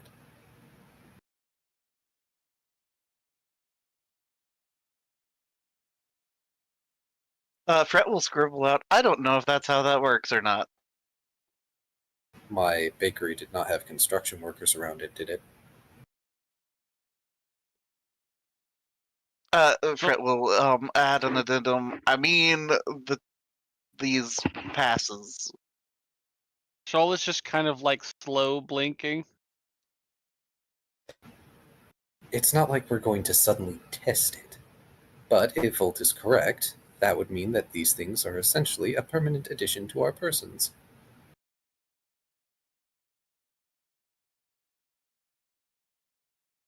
Fred, to proof of concept, this is going to try to steal Shoals.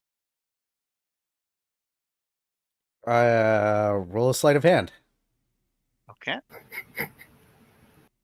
Just to prove last wrong. Yeah.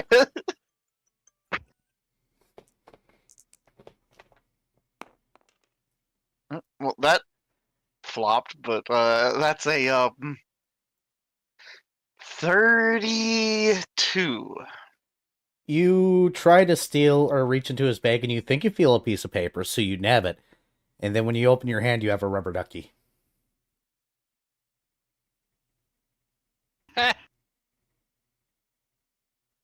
Fred looks so offended. But pockets Shoal- the rubber ducky regardless. Hey, that was mine. Put that back. Shoal's gonna bite. Fred will put it back. You're free to try again.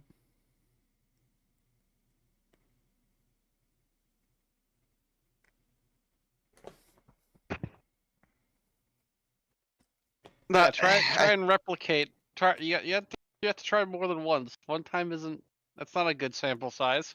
Okay, fair. Here, As Volt would giving it say. another go.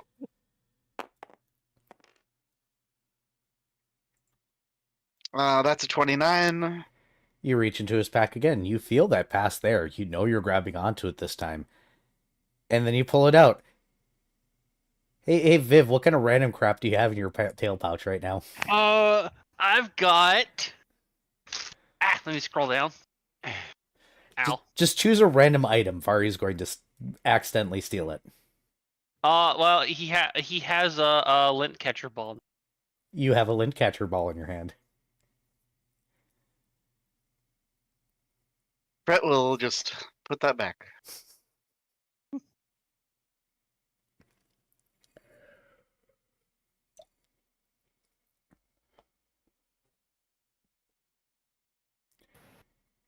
Do you want to do this all day, or would you like to get paid? Fred sighs dejectedly and scribbles out, okay, let's go. I promise to let you attempt to thieve my pass off me as often as you like. Fred looks so happy and will immediately try to steal.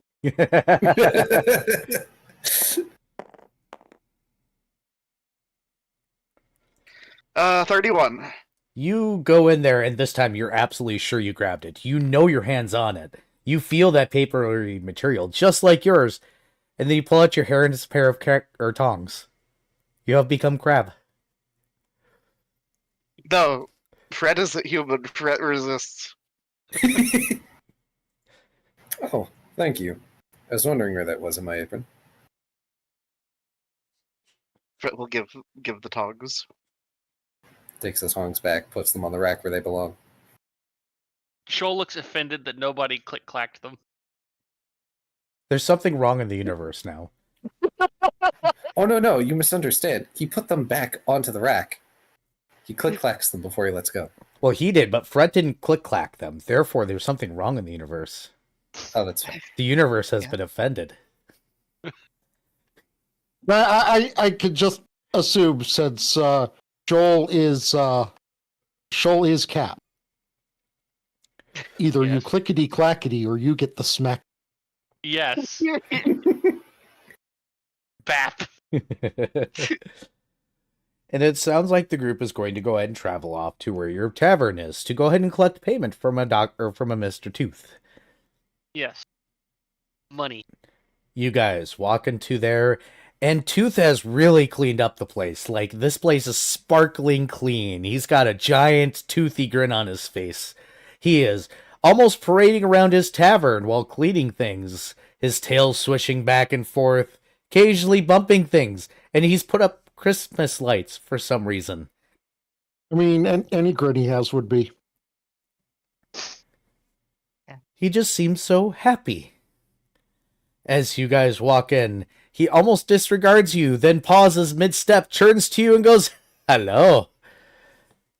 If Shoal you're is happy squinting at and him. you know it, clack your tongs. Click, click. Shola's squinting at Tooth suspicious. Fret will scribble out, "Oh, getting ready for the big not day." Oh, absolutely. You see, there's a guard that I made friends with, and he may be willing to turn his back after a certain time at our bar and go deal with other things for a little while. So that way we can get away with, please, anything that's happening here. Because do you know what? Drunk sailors are boring when they're not punching each other. No emotional scenes. They just stay in their little corners. They don't talk to each other. They just keep on giving each other suspicious looks. Fret will scribble out, "We have important intel regarding that." Suspicious sailors? Boring Fret shakes people? his head. Fret shakes his head. Christmas lights? Fret shakes his head. And will just turn his chalk into bold mode and slowly write out Betty. Oh, bloody hell, let me get our table ready then. He is going to march in back and start dragging out a table that he apparently stashed away until she was ready. Oh, we're going to put this right dead center. She'll recognize it. I don't need to put it in its usual spot. This is going to be fantastic. I'm going to be entertained. And if you tell anybody, including Umthyme, I will deal with you. He does the ominous point at you all. Then goes back to tugging the table. I don't think we've spoken to Umthyme in a good while. He's been very busy. Something, upper end, something, mischaracterization, something. Somebody over in the people that deal with the paperwork fucking up, I don't know.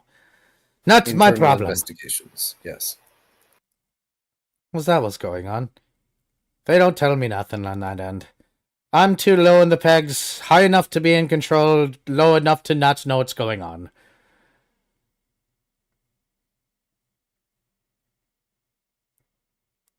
I just want to watch people punch each other in the face very hard. That's all I really want for Punchmas. That sounds like a holiday, right? It sounds like a sailor's holiday, yeah. Yes. All I want for Punchmas is for you to lose your 2 front teeth. So, go ahead. All I want for Punchmas is to take your 2 front teeth. Your 2 front teeth. Your 2 front teeth. You have brought this upon us all, Era.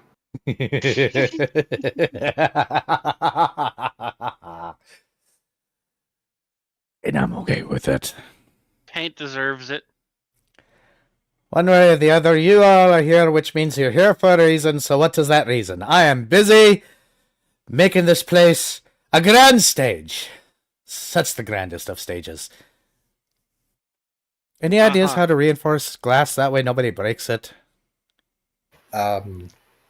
Planks?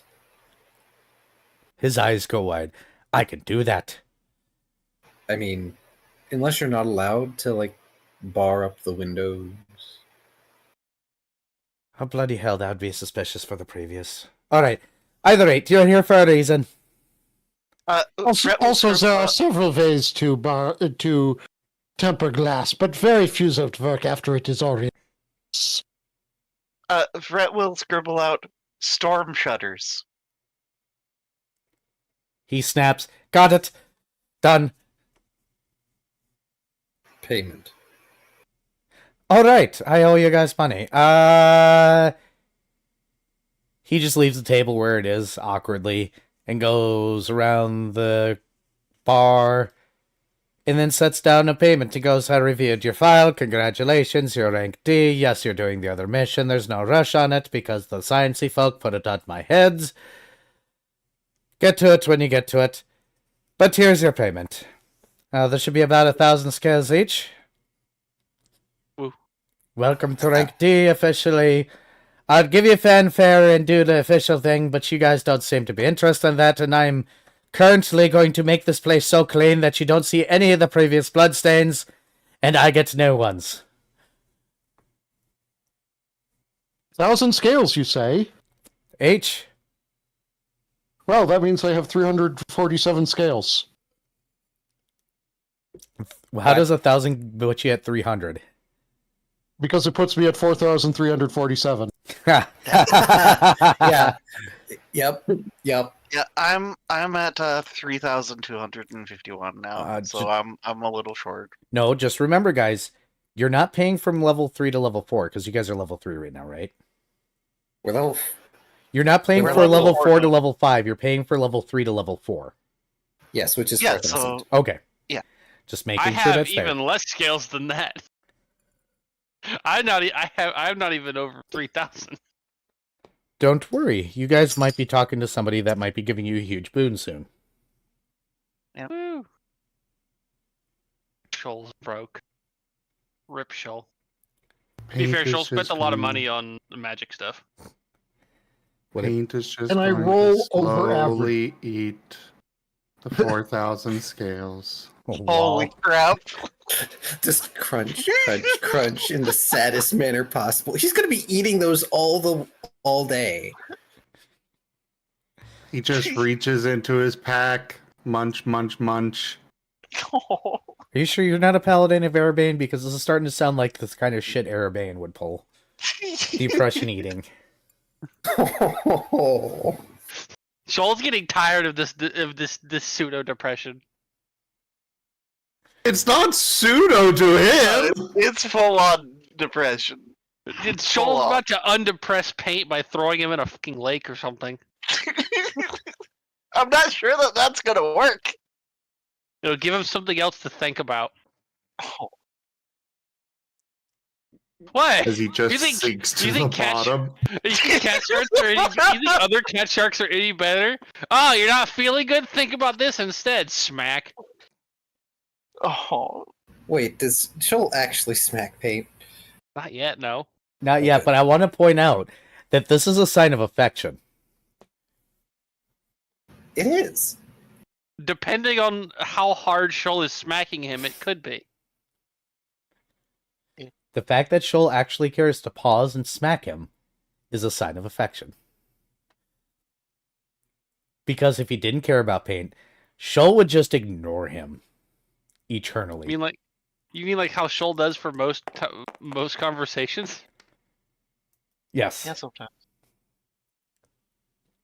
Ugh. Aw, low roll.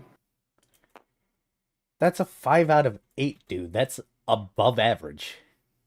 Low roll. Hey, Zim, at least I'm we going to can- put you in the happy box. Oh, Either eight. at least we can buy the difference, which is nice. Do you guys have any other business in the tavern? As Tooth happily goes back to reorganizing his bar to include Betty's table. Shoal is going to bonded mind at Fret. Would it be funnier if I warned them about what's coming first, or if I? Fred shakes his head emphatically. Yeah, that's what I figured.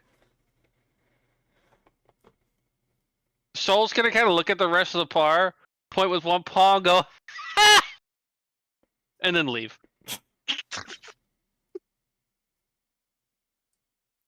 Oh crap, I get a feat this level, don't I? It's an odd level. Yes. Yep. You can figure it out later, or just ask Tal, because Tal's probably got it.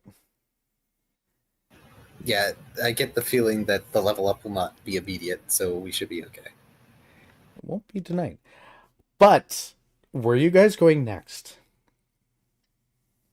Okay. As Class takes them out of the tavern first to be out of the way. Shoal's perfectly fine with being in Tooth's way. Yeah, but Shoal left because he laughed at them. Yes. And also because it's funnier that way. And now they can wonder why Shoal laughed at them. They'll find out. Oh, they'll find out, and so will you. Shoal doesn't need to find out. He already knows. We have a few options now.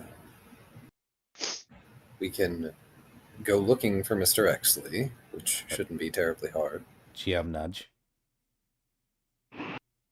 or we can go look at the world mirror, which we can do anytime.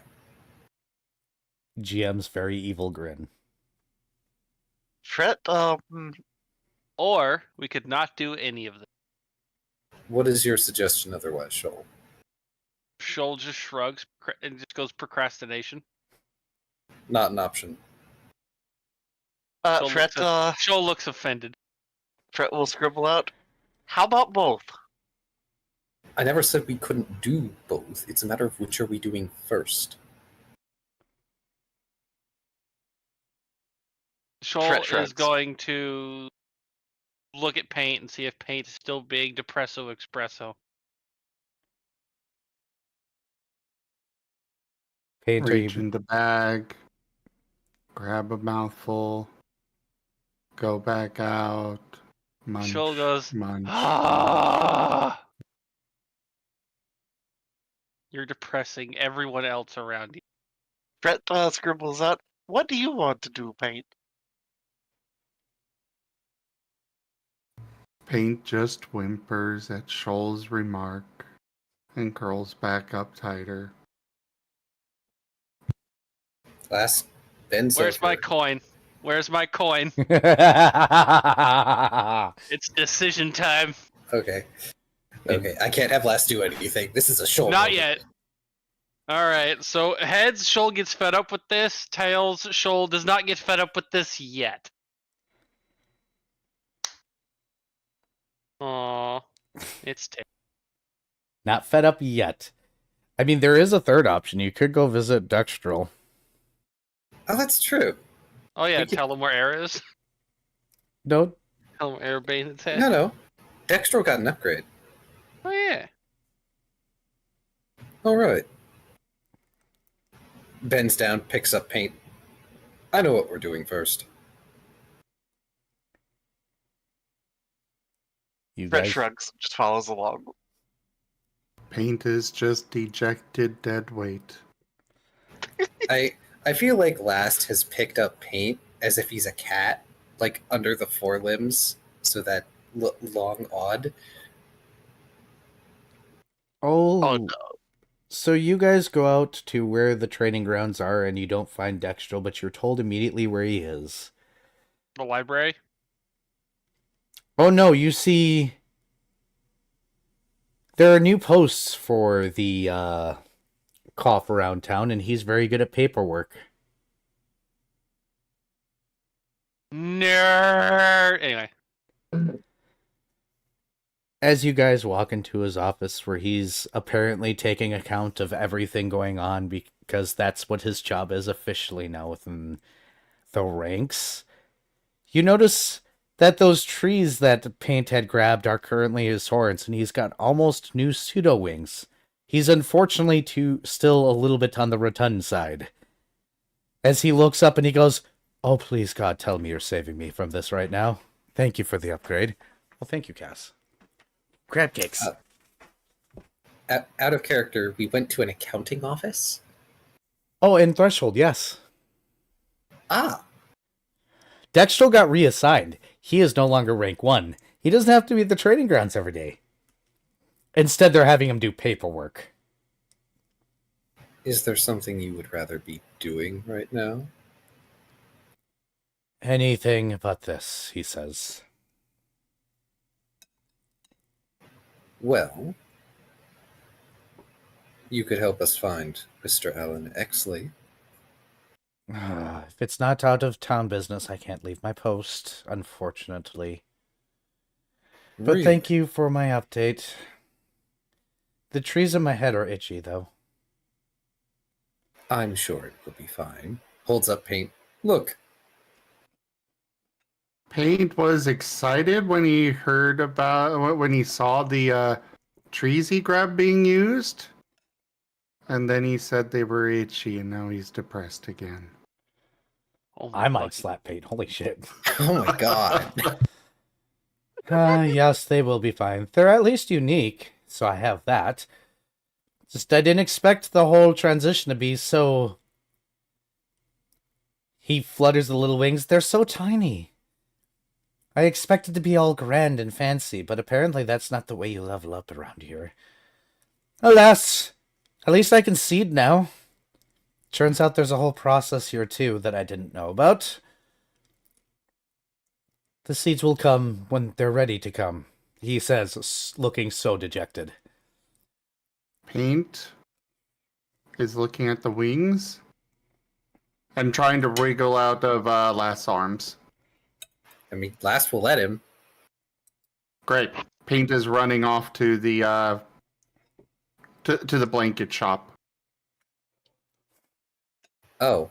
So Pate literally runs out of the building, and Last is just standing there with his head, like, arms out, looking utterly bewildered. Shoal's just gonna go, I hate dogs and I hate Fae. I'm very confused. So am I, but... Love you all, please leave. I have to tally incidences over the last few months. Well, that sounds excruciating. Oh, this is how they're going to punish us, I see.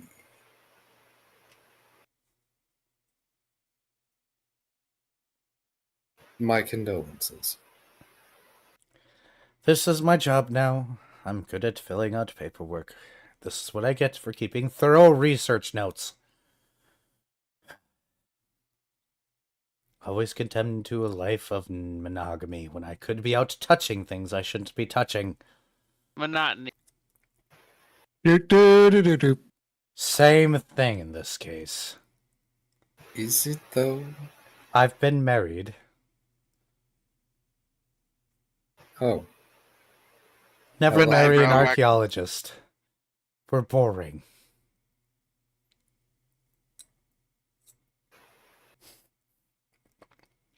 Now that I personally ensure that we'll never have an archaeologist viewer ever, I'm sorry.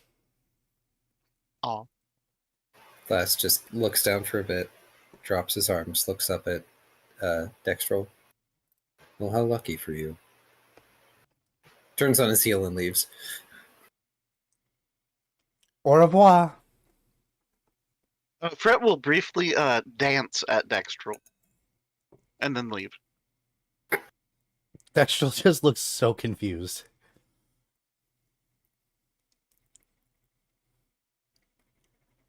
So I guess all but Paint get to decide what to do next. So, I need a destination for you all. I was hoping that Dex would have, like, directions to Mr. Exley or help us out. No, why would Cough be assistable? Giant shrug, he's assigned to us! Also, you know exactly where Exley is. Yeah, he's off either on the Warfront or Shadow's Playground. Yep. On my patrol route. Well, until we reacquire Paint, I guess that's off the table, because he doesn't want to go looking for Exley without Paint. So I guess to the World Mirror it is. All fun. Hey, Paint.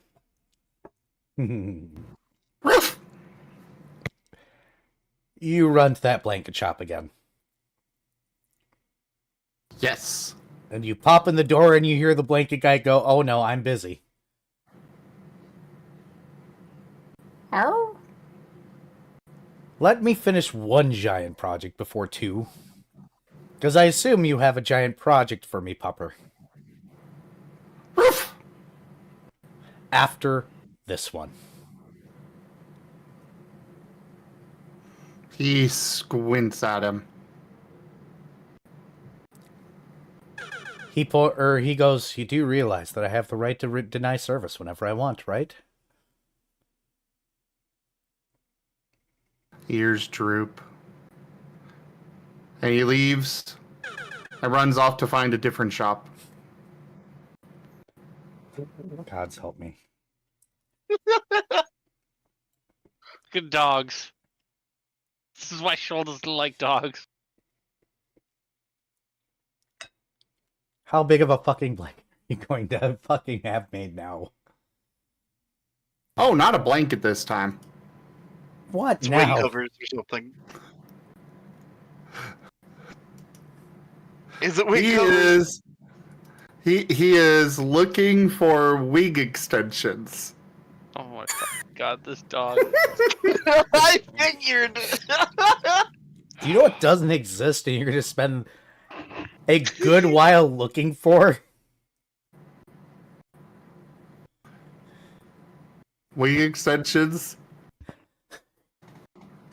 So I'll get back to you, I guess, when you decide to rejoin the fucking party.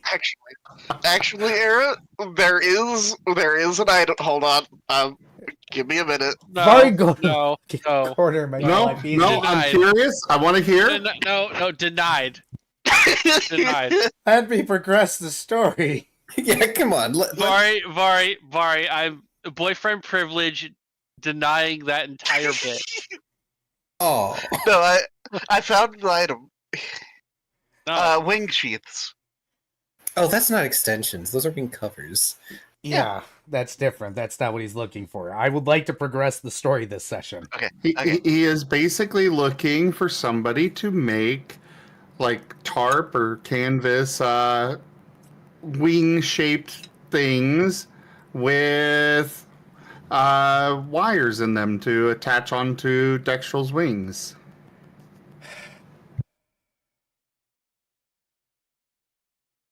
No. Just okay.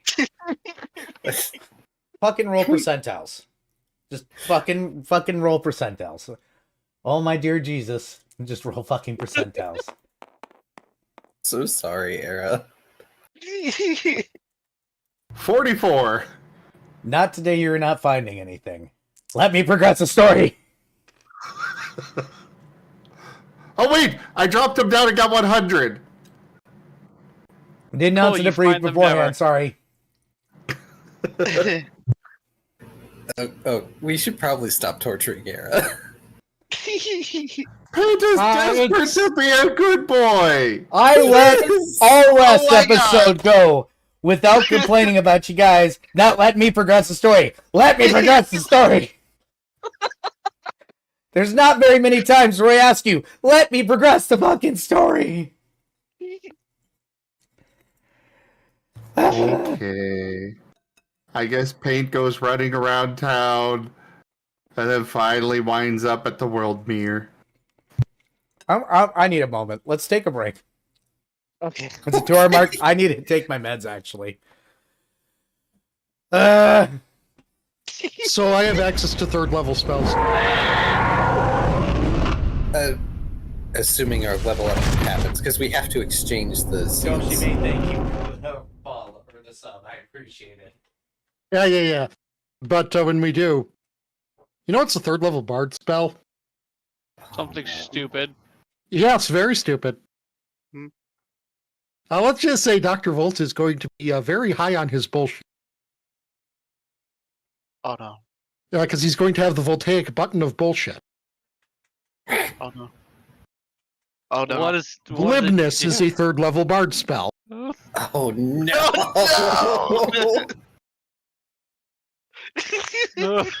The one bard spell that Darren never used because he was never the face.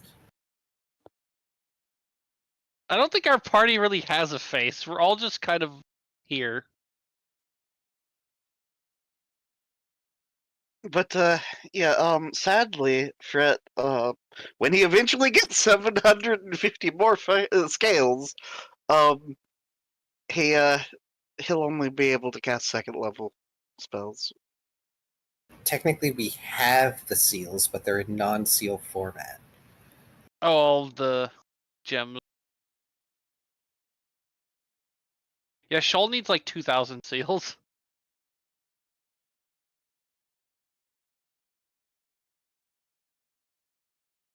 And he has to get his armor, the leather armor upgraded, or not upgraded, altered to fit him. Ah, good quote. What quote? Quote for the story progression. Don't threaten me with a good time. Ah, so once again, they're sentient. Uh-huh.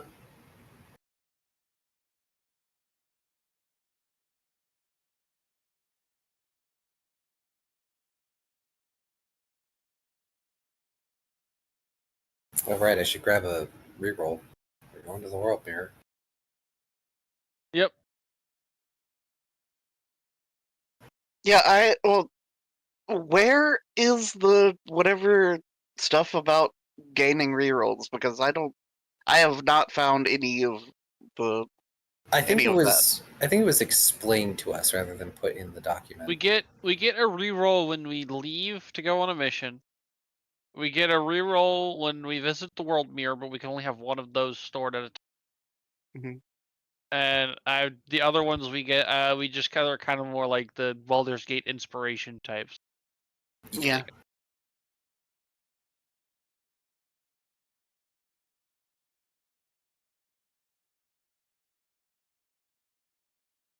Though, given how much we torture Era, I don't think we're ever getting inspiration.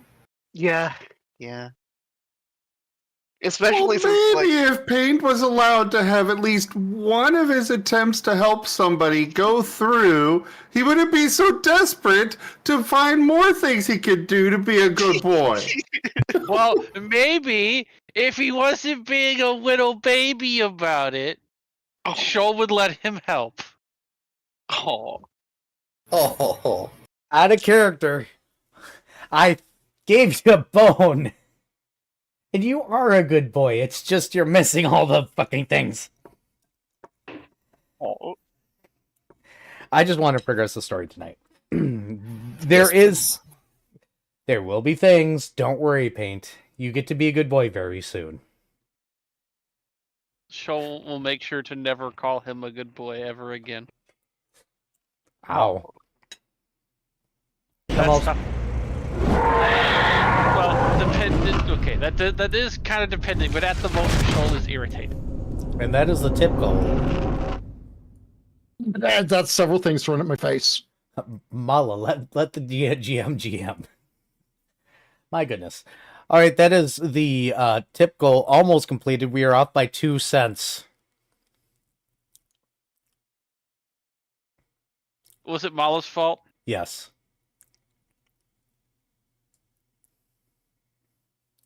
Mala, I'm gonna shake the jar. I don't want to bother sending 2 cents through PayPal. PayPal would eat the 2 cents. Now, Does it charge you? It doesn't charge me. All right, I'm a legacy account. I don't get charged for nothing. No, there is still charges on Yeah. PayPal. I don't get transfer charges. I'll only It between my bank depends on. account. Here. That's odd. Yeah, I've never got them. It's because my account is ancient. But either way, there's 2 bits, which is 2 pennies.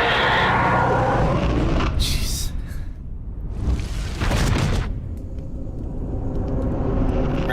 All right. Really, Key? And yes, Toshime, reroll cards are allowed. Really, Key? Really, Key? What yes. did he do? You just tipped me $50, then $5. No, Toshime tipped 50. I tipped 5. Toshime, thank you for the tip. And okay, that is the tip goal complete. Oh, We will wow. get to that. Chimney crickets, people. double complete. Ooh, I can work with that. So, hey, y'all get to the world mirror, and you meet up.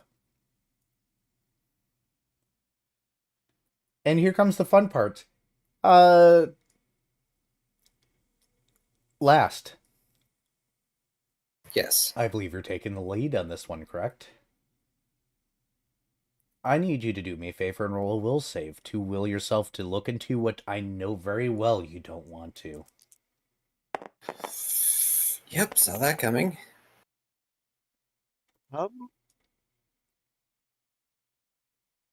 So, Can Fret inspire courage? He may. Okay. Can Paint use teamwork to assist? Unfortunately, this isn't Scar. But take that +1. Okay. That's a total of 18 then. You gander into the mirror.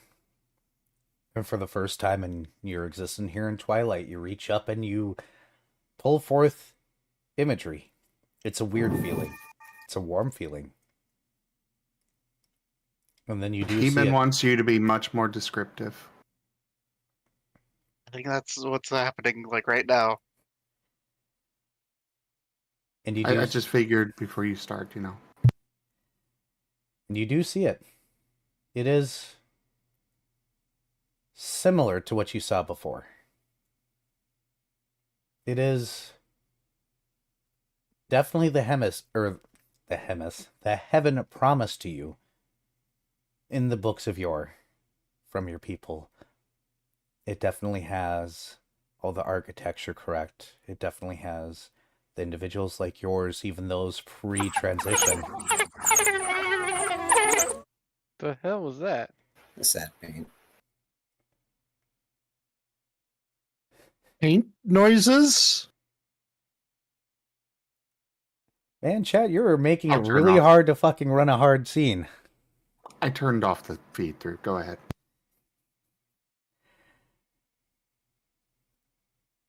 It's definitely absolutely everything promised and more.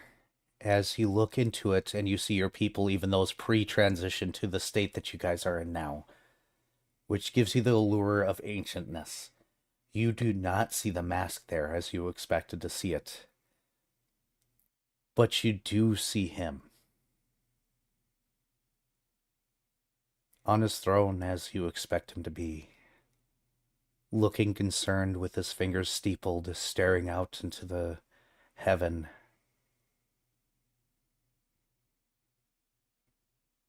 And as you taste it, you realize, yes, this is real. This is that part of your world. This is real. That is as he was descripted. Not quite as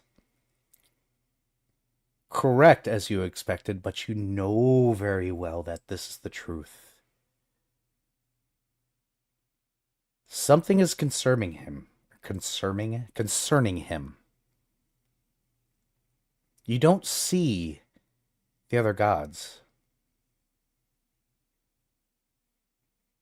Just him. Staring out into his realm.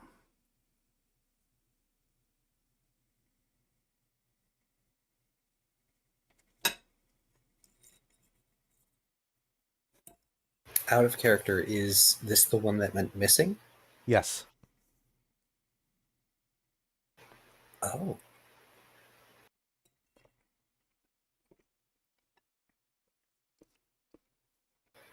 Last is going to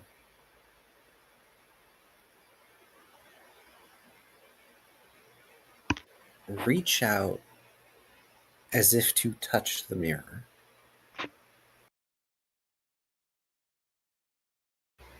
How can this be? You were gone.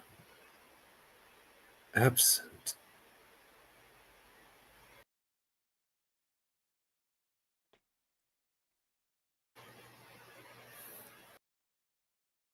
How can he be there?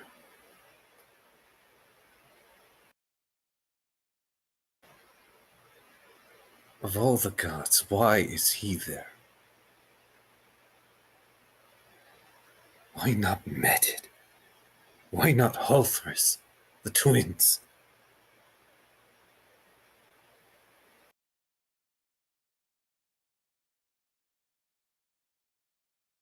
There's a brief reprieve where you see darkness leak into the realm. He seems to focus for a moment and push it away.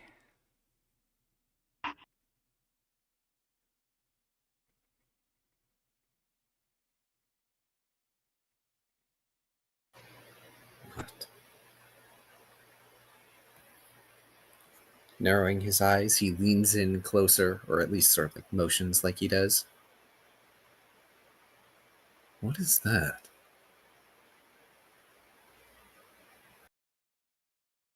Hey, Dr. Volt, would you like to roll a knowledge everything? Okay. Well, that's not very good knowledge ever. But you know what? We're at the world mirror, so I'm going to burn a reroll. That's a much better knowledge everything. In that it's a nat 20 on the dice. What's your total?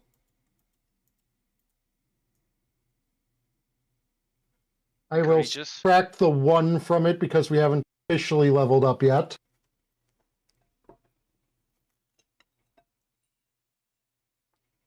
That is a 32. You know when a world meets its end, it sinks into the darkness and returns to the cycle. You think that this realm must be teetering on the edge of the darkness for it to be creeping in like that. This god is holding this realm out of the darkness for some reason. Yes, this is indeed concerning.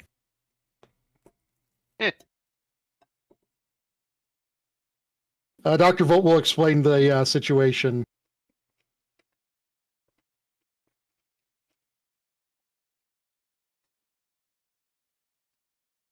I don't understand.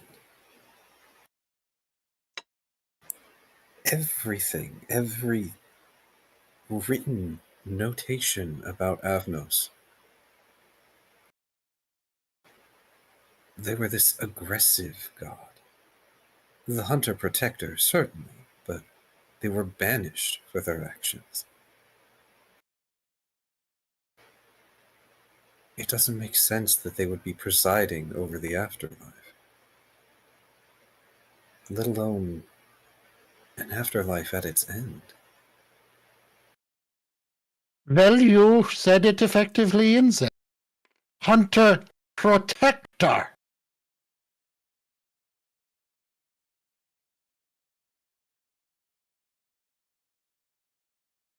Paint is going to send along an image of two dogs fighting.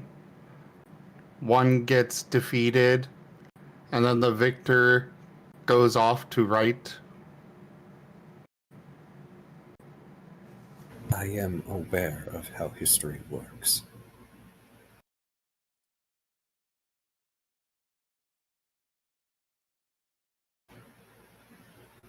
Avnos has been the absent father for so long, since well before my people became. He gestures to himself. This.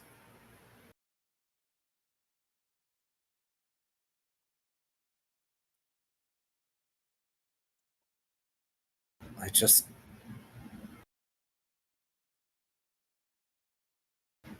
find it hard to accept.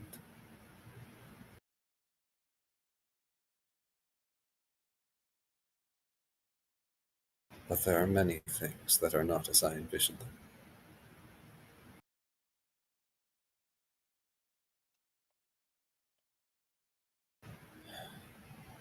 Now the question is how I follow a thread of fate I cannot see.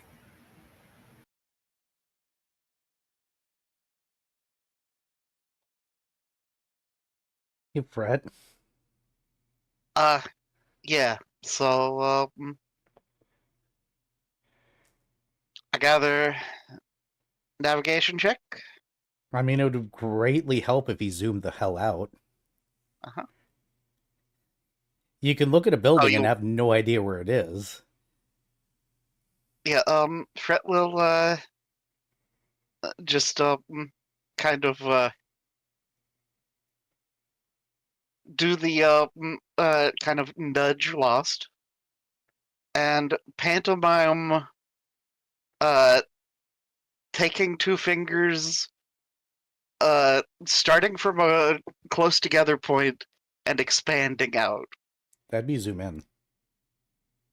Oh, vice versa then. Well, I don't know how the world mirror works as far as. The motioning, the out motion makes sense for zoom out, even if that's not how it works in a program. So Yeah. that motion is actually the correct one because that's the one that Last actually understands. Well, there World you go. motion, world mirror confirmed for touchscreen. We already knew that. And yes, then roll your navigation roll as he goes ahead and he zooms out as you guys see the ripped out part of his domain floating right at the edge of darkness. Okay, that is.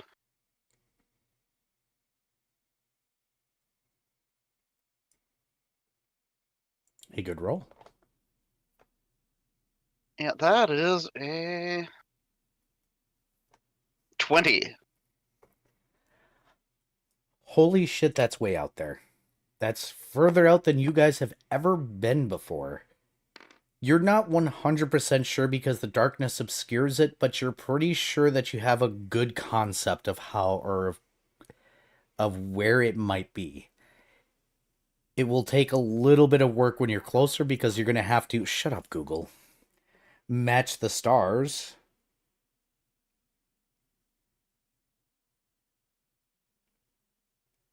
Well, Fret will take initial measurements as soon as he's got a point of reference of the start, like, so that he has a heading, so to speak.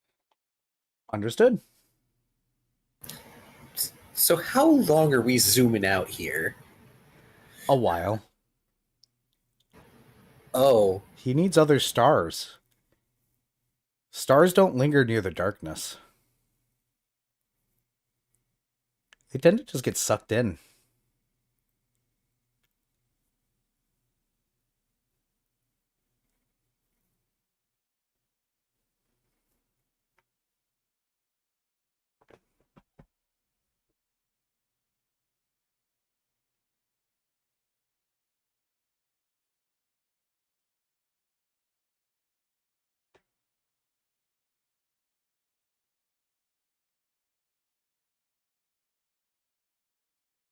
This can only end. But there you go, Last. The answers have been told. Fred thinks he has a good, at least, idea of where you might need to go to start looking.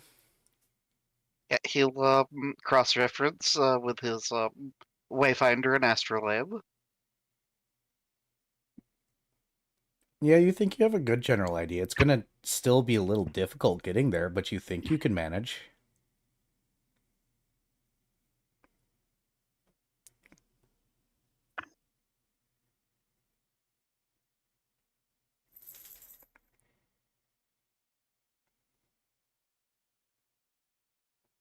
What you all doing?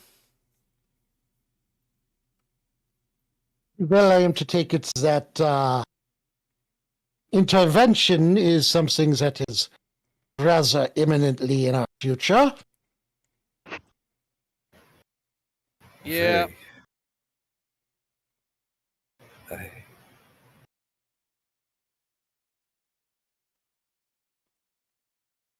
It exists.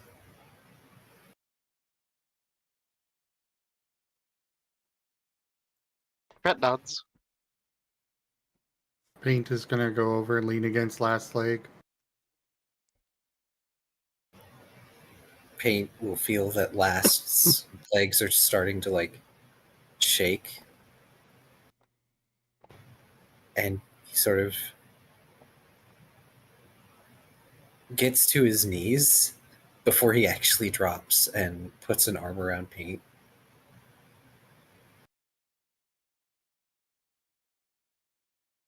It exists.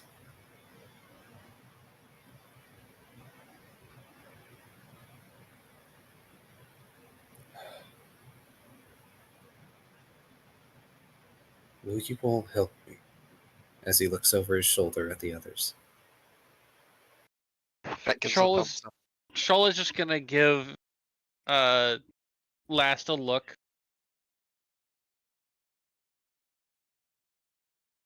You know, whenever you say something incredibly stupid around a cat and they just look at you like you said something stupid, yeah. Fret will scribble out. That means, of course, you idiot, in Shoal. Can you blame me for asking? I mean, no, I'm totally just going to abandon my. I'm totally just going to abandon you when you need. After all we've already been through. Paint's ears perk up at that. Paint, you're not included.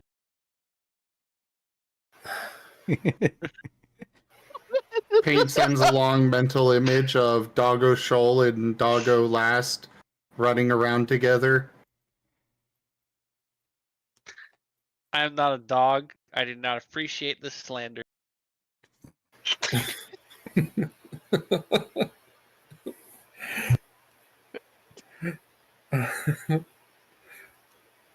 I'm sorry. Last, I'm going to throw your dog in the canal. Please don't. I think I'm going to need him an awful lot more. Since he's my new therapist and all.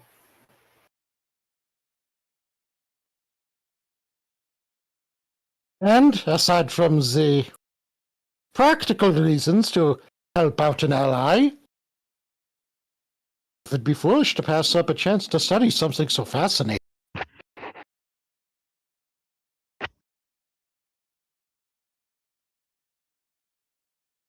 Fret nods.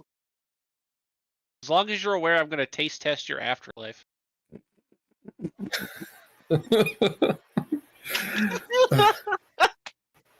Trust me. I think I'm going to be fine with that. It's not going to be sugary. She'll just kind of raises an eyebrow and just goes, think that's all that's required for me to want to eat something? Don't blame me if you eat the grass and don't like it. I've probably eaten worse. Also, no, a cat will totally still blame you. No, Shoal's going to blame Avnos. He's the one in charge, so he's the one that should make it so it tastes. If it doesn't taste good, then it's because of him. Therefore, he gets. Avnos is... He shouldn't have the power to make something like that. And he Well, I mean- starts to, like, put himself to his feet. I mean, that does. I mean, just because he's in charge of it doesn't particularly mean he made. And how are you going to blame him for the afterlife tasting like crap? Very easily by blaming him. Remember that part where I said where it wouldn't stop the cat from blaming you? Human, why did you not stop me from the consequences of my own action? Is one of their default positions to them doing some dumb shit. Can confirm cat and lap looking at me like I was an idiot 30 seconds ago because he sniffed his own ass.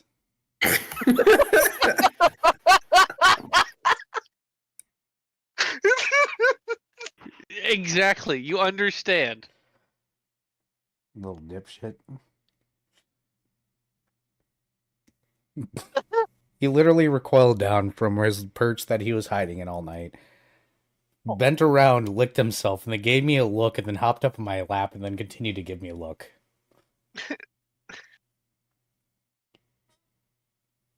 Yeah, Right. sorry your ass stinks, cat.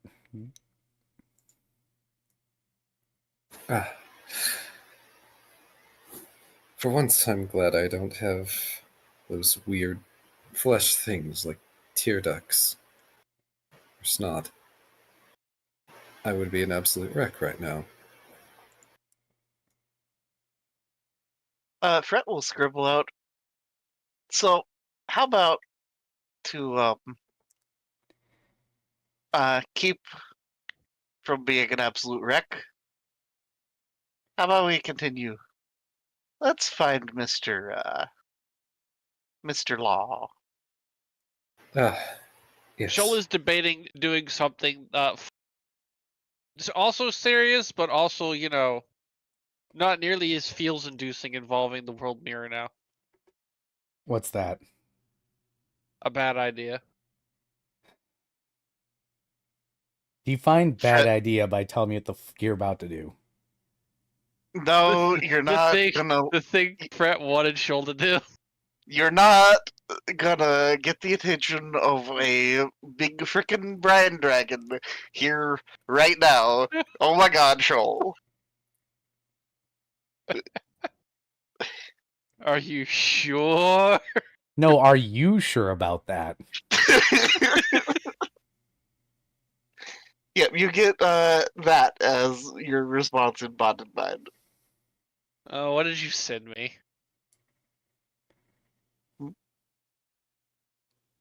What the? Oh, what? An are you sure, or did you actually send me a thingamabob? No, I just the oh my God, no, you're not doing that is what you get in Bonded Mind. Hey, you wanted to see her.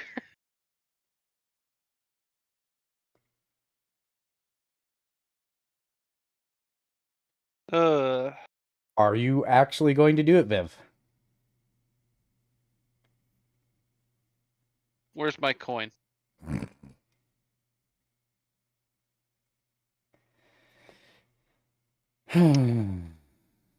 You got lucky. Again. I don't have to describe how the god was literally just going to look at you and push its way through the mirror, literally launching you across the cityscape and be like, interesting, and start wandering. Oh Lord. I mean, part of me wants to change my mind now. Too late. It's Later. already been decided. Later. So, I'll do it later. I'll do it right before we go on a mission. Oh God. Not my problem anymore. Bye. Okay. Knocks over glass, jumps out the window. Aramane is going to remove your spells. hey, Kuro. Kuro, if you ever become this, I'm kicking you out. Don't let me meet Kuro then. I'm a bad influence. Vari can confirm. It's okay, Kuro's baby. He is fine. I'm gonna teach baby bad influences. Oh, okay. Crisis averted, number 3. I mean, Viv is the one that taught some of your kobolds to cuss. They were my kobolds. They were unionized. I still taught them to swear. It's still funny. What are you guys doing now?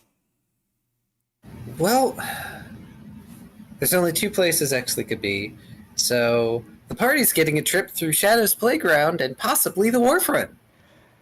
boy. Do you wish to describe these 2 places? Sure. Do you want me to just go off the list here? It's up to you. You know these places very well. Well, we're starting with Shadow's Playground first. They've technically been to Warfront. A haven for those on the fringes. This half-district is where rebels, thrill seekers, and those seeking the edgier side of life congregate. So, technically, at least based on the coloration of the map, Shadow's Playground is split in 2, but I get the distinct feeling that that portion on the right is supposed to be part of the Eclipse Warfront. Nope. It's part of the Shadows Playground. Oh, lovely. My route is circuitous. Of course it is. You chose to Technically, stay. it's true. It's true. He does it on purpose. He tries to be the nice guy. Also, people still hate him. Technically, Shadow's Playground is a district split far in 2.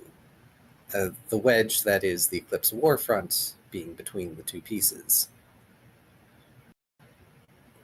The eastern half of the district is much closer to the Lunar Snow Haven, and as such, with that recent district addition, the buildings there are, well, usually dusted with snow from the district at its edges, and more resemble cottages and hovels of a more medieval make cluttered closer together, while the Western District resembles more of the city, but the buildings loom just a bit, casting more shadows, creating more creches, niches, alleyways, twisting streets, and back ends for people to skulk around in. If there's lamplight, it's dim, and usually only lit at the darkest hours to prevent people from bumping into walls and objects while they try to be edge cool as possible. It's the Bloodborne district. It is! Yes. And I love it. Do me a favor, roll percentiles. Okay. Let's see where he is currently.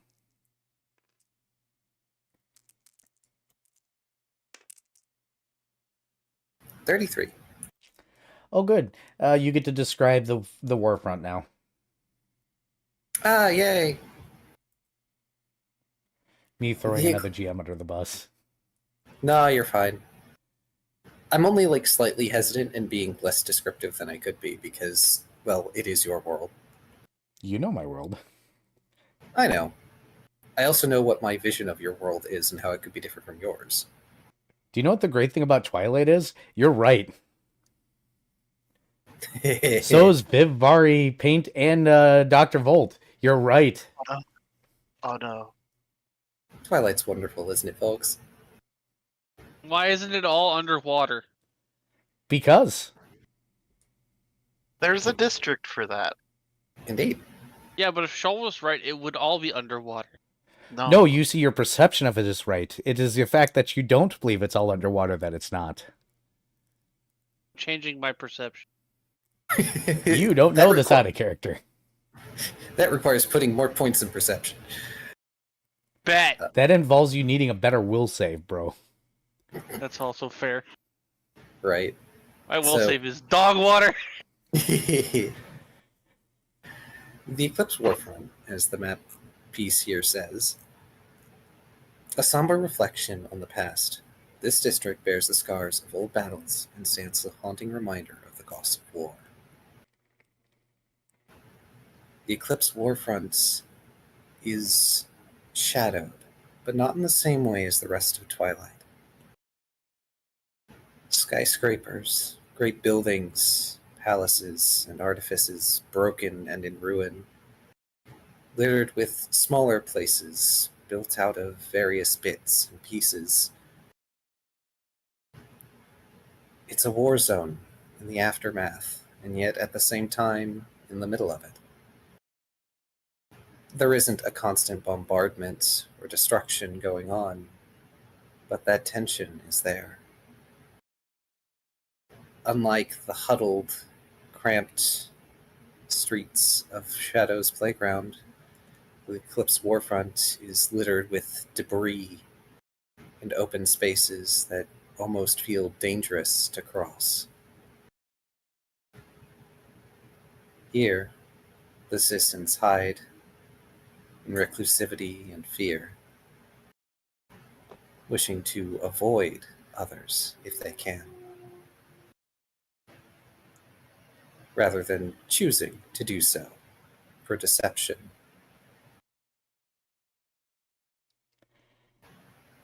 The Eclipse Warfront is a place for the broken, for the hurt, and for those who do not know a different life. Cracks and fragments of the very earth itself giving way to nothing. And yet, unlike the bridge, here a force would prevent you from simply falling through the cracks. They are merely a representation. Everybody knows where to go when you're finally done. And here is where you will find LNX Lee on his soapbox along your route as normal. ne'er a soul in sight as he's talking to the entirety of nobody out here.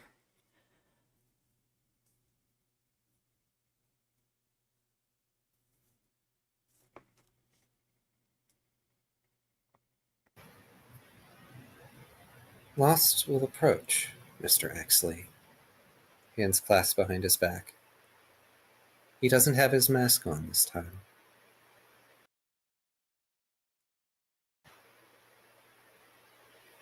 Mr. Exley, I would like you to meet my team. And he gestures towards the rest of them. He will pause his speech mid-word and then just step off his soapbox and be like, recallers, hello. Fret waves. Job I once did myself a very long time ago. And pray tell, what do I owe all of you the honors of seeing me today?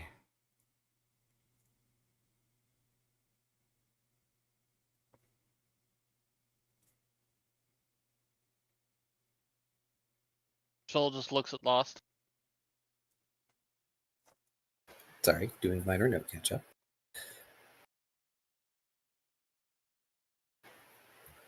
We're here to see if you know anything about the other faction.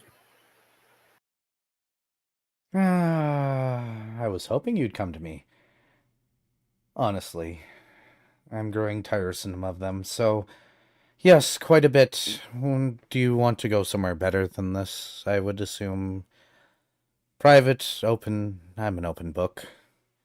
No charge, of course. That would be rude. I didn't take you for an information broker. Oh, I'm not. I just know how to use eyes and ears of the city very well. Did you like the map, by the way? He says, looking directly at Fret.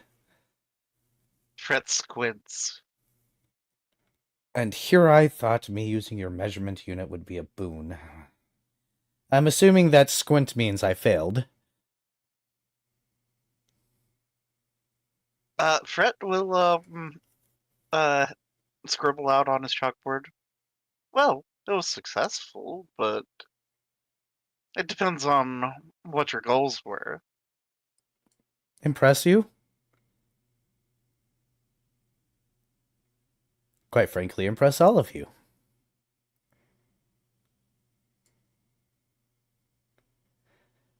Fret kind of just has a scrunchy faced look at that. Consider it a gift. Not all gifts exactly land, but one way or the other, I assume you don't want to speak in the streets of here. This place is a little desolate, uncomfortable. It can be, yes.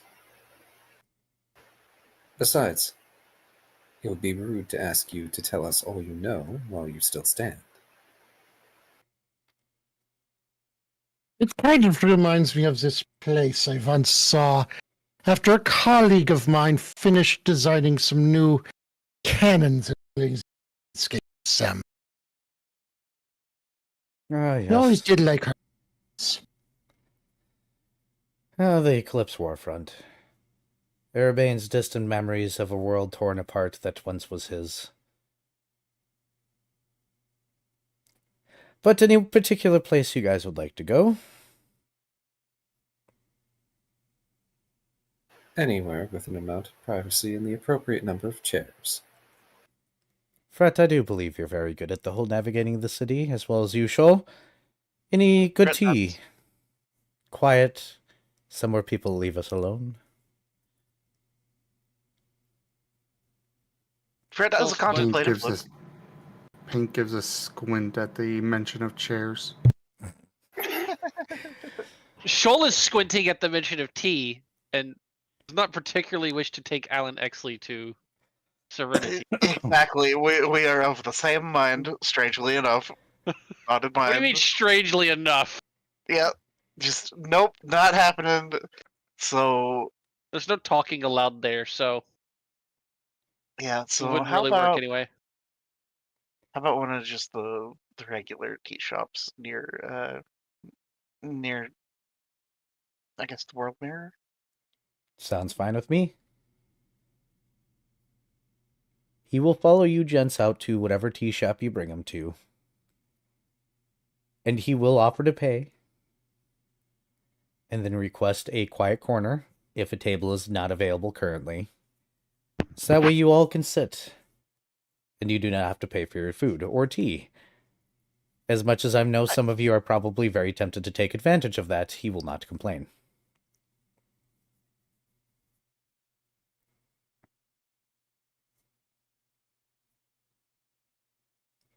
Elsewise, he will sit down, and he'll be like, about time somebody sits down with me to talk. So where do you wish me to start?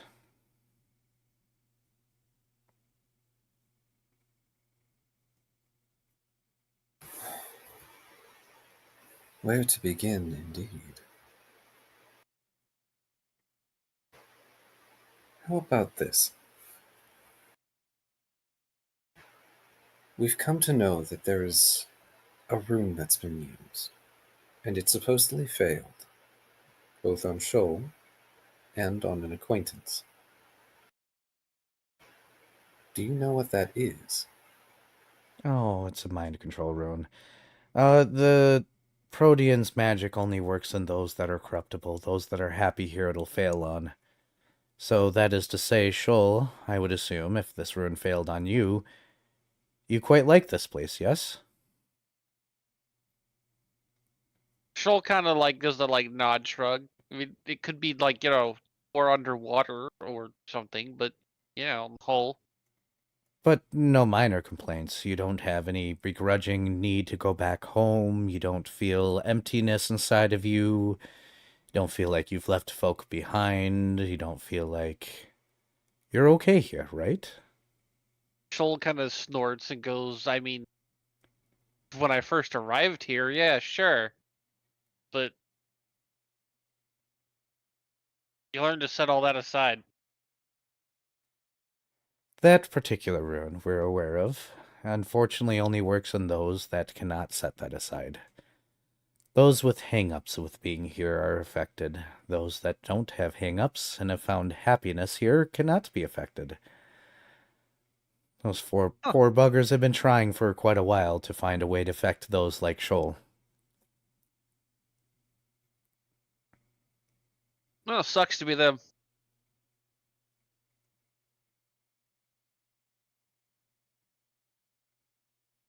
So Fred will scribble out. That makes so much sense. I'm surprised I didn't think of it earlier. Well, it'd help if the Mark of Chaos wasn't inside of you. Fred smirks. Makes a lot of sense. In fact, I'm sure there are many who are discontent now that the games are over. The games left the citizens malleable, Oh, definitely. but the discontent leaves them vulnerable, funnily enough. Leave it to them to execute a half-baked plan to succeed. To a degree.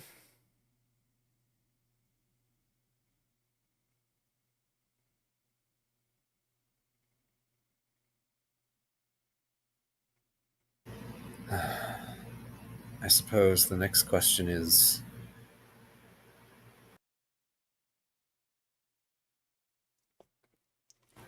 how are they managing this? I'm sure you're aware the Protean Tower has been demolished, but that went into action after the organization was at play. I don't know how long they've actually been here. At least somebody's been influenced by them. Arabane's rules are very set. The Proteans, if they were to enter here, probably would have ended up somebody's dinner by now. Fred smirks. So they have an insider, just like I am one of... Well, I'm pretty sure you figured it out. Not exactly like I'm quiet about it. Well, unless you work for the plane of law specifically, I assume one of the quote-unquote goodly planes. He makes a bit of a face saying that. No, the law plane is actually 100% correct. I met them many, many years ago.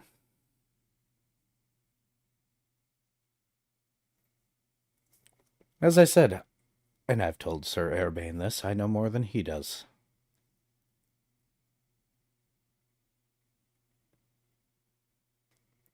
So for as the how, they have, per the rules, probably a mortal like myself, a representative playing the games for them.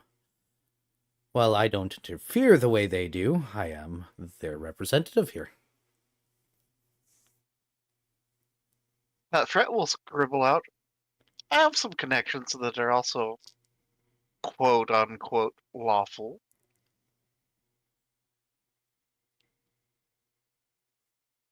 But of a different sort. Different flavors of the same end. Good and evil do not concern me. Or us, for that matter.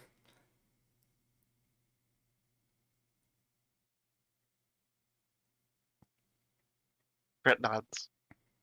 What concerns us is the survival of this place. On that, we agree.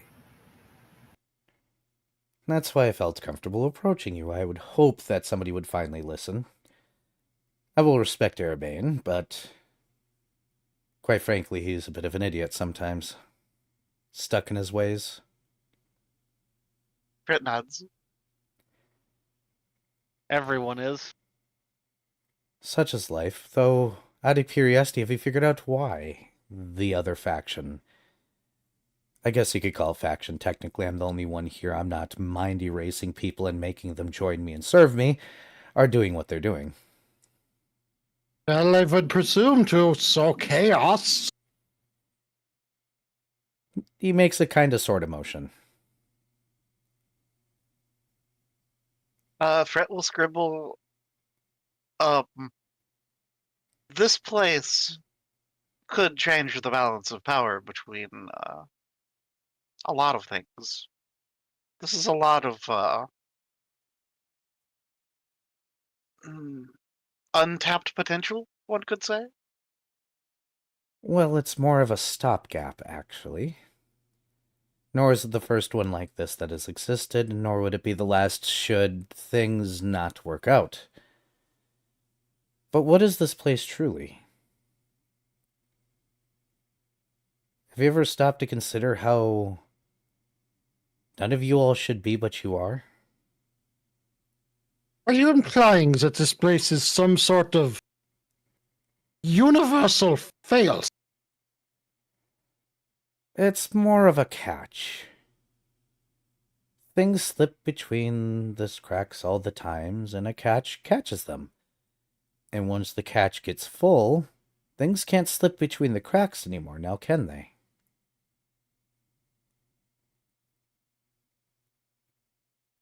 Ah. So, Question: Are we just reenacting the plot of Has Been Hotel?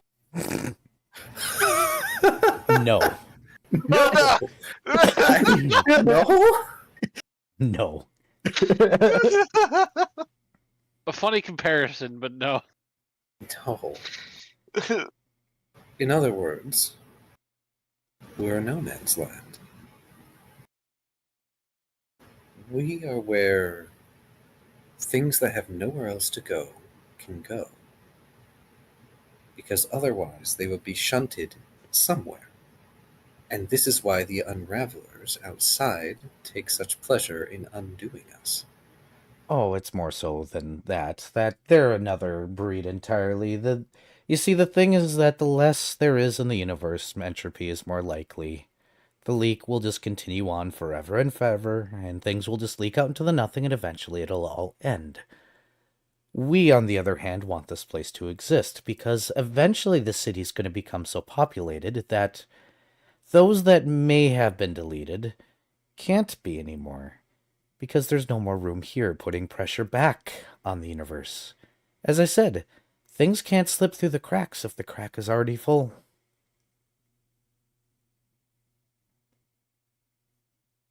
You're trying to create a closed loop. Unfortunately, that does leave us here eternally, and of course, the occasional soul will fill in a gap here and there.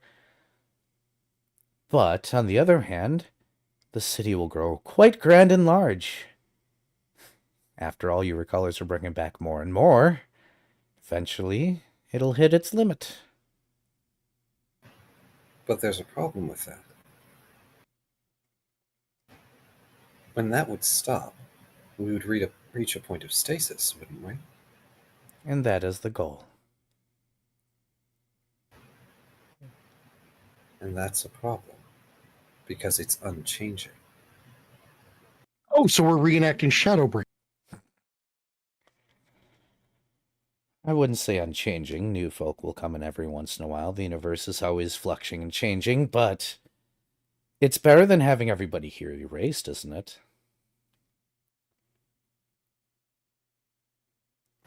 So that's why the Proteans want control. They want to turn this entire place into the Bridge of Nothing. Or destroy it, or whatever happens, as long as it's out of their way. They don't care. They're not ones known for planning. Otherwise, they would have planned for the next inevitable version of this. To put it in basic terms, the City of Twilight, the realm as it is, functions like a colander or a sieve. However, it becomes less and less like that the more souls that are there, until eventually it becomes a plug that, well, plugs up whatever hole Mr. Axley here believes is in the cosmos at large.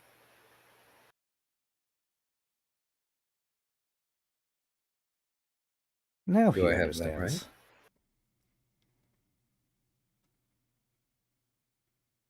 Very well got it on the nose now. Fred has a very contemplative look. Shoal is just going to assume that that's not actually how the universe works, and that, you know, both sides are just fucking stupid.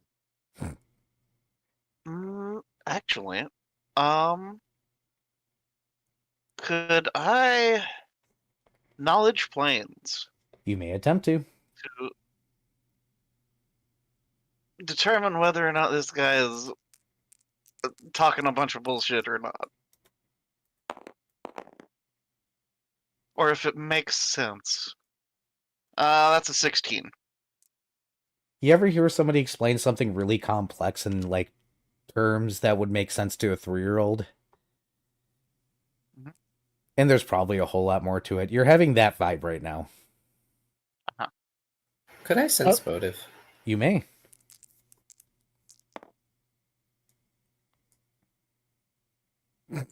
No. Okay. Does the knowledge 27 confirm or deny that that is in fact how the universe works? It could work this way. There's probably more complications to it, but it would make sense that the universe would actively try to plug a leak. Though, is this the right answer to that? Or is the leak natural and that's the way it actually just happens to happen? Yeah. So one of those, this is a way time travel could happen type answers. Yes. Yeah, approaching a black hole absolutely will slow down time. That is time travel. It's just getting away from the black hole afterwards that becomes the problem, right? Traveling at the speed of light would be a very good way of traveling time. In theory, but then you'd be posed with the problem of how you don't become light yourself, you know, torn to bits and whatnot.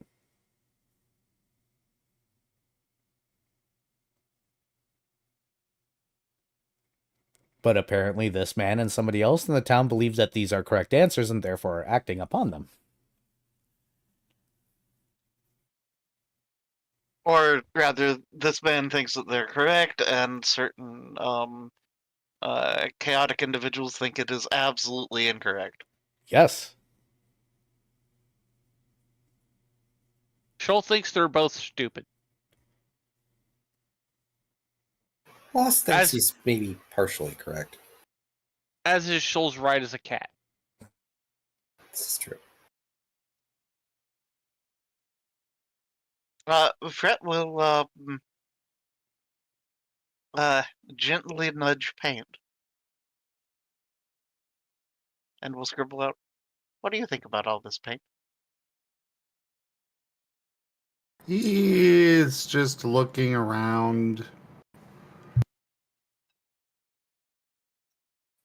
He gives a small shrug. I don't think extra And- physics is his expertise. Actually, he does have knowledge planes. Oh. Oh, I said extraplanar physics, not extraplanar anything else. Fair. But also, I figure. Well, actually, Fret will scribble this out.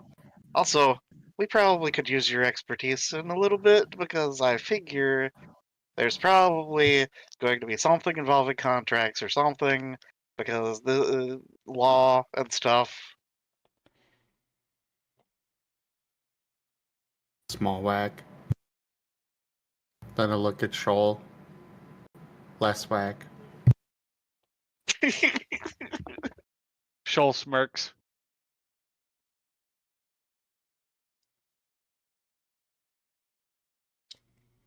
Paint gets a Shoal pat is it. on the head. Shoal is at least like looking is noticeably less irritated at Paint because Paint is no longer acting like a depression. Oh, Shoal does not like depression. Shoal likes to bite depression. Correct.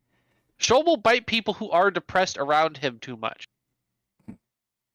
Either to make them leave or to make them think of something other than whatever the fuck is making them sad. you're such a good therapy cat. Correct. Holy I'm crap. sad. Bite. Ah! I'm in pain. Therefore, not sad anymore. Anything else that you all have particular questions on? Do you have any idea who their agent or agents are? That part I don't, unfortunately. The whole registering us to play a game was distasteful and bait I decided not to take. In case you weren't aware, there isn't two organizations, there's only one. The other one was a red herring and or bait, and I don't care which, it was slightly offensive. They would try such unintuitive, lowbrow tactics on me. Fret nods. I mean, Joel's just gonna go. I was just going to assume you didn't know anyway because that would have been too easy. No, unfortunately I wouldn't. All I'd have to say is that whoever the individual is has to have been able to leave the realm to make the contacts they were and convinced of whatever their beliefs are is correct. In other words, they're a recaller. Or they have a transit pass. Oh, They're like you. Well, he's both technically. I was both. I am no longer recaller. I took a short reprieve as being a council member. I helped establish some of the districts, and then votes started happening, and I very quickly got booted out for the idiot that is now in my seat. Excuse the colloquials, but he's a coward. If it's any consolation, Mr. Exlin, even if saying so may provoke misgivings in my friends, I would still vote for you. That is appreciated.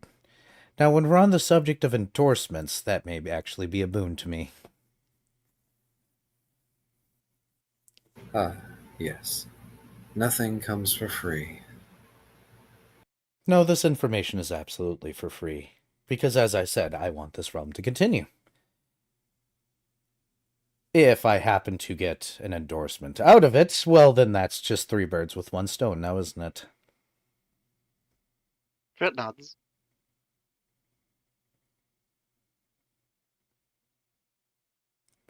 If you want some secrets, I can tell you that if Arabane himself were to be erased, this place probably could continue to exist if it got populous enough. He is not as important to this place as you think. And if we were to be erased, unfortunately, I'm sure another place like this would come into being. It is just one of the things that the universe does. I just would prefer not to be a casualty of a desire for destruction and chaos.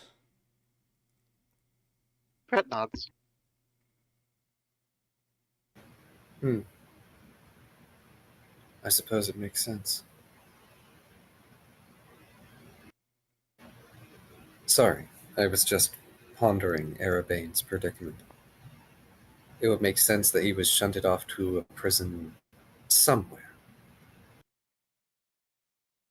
rather than just trying to send him off into nothing. Oh no, the attempt of deletion was definitely made on him. I can guarantee you that myself. And the unfortunate part is that when you have friends that are demigods, they tend to hold on tighter than mortal minds. You can't erase a god easily.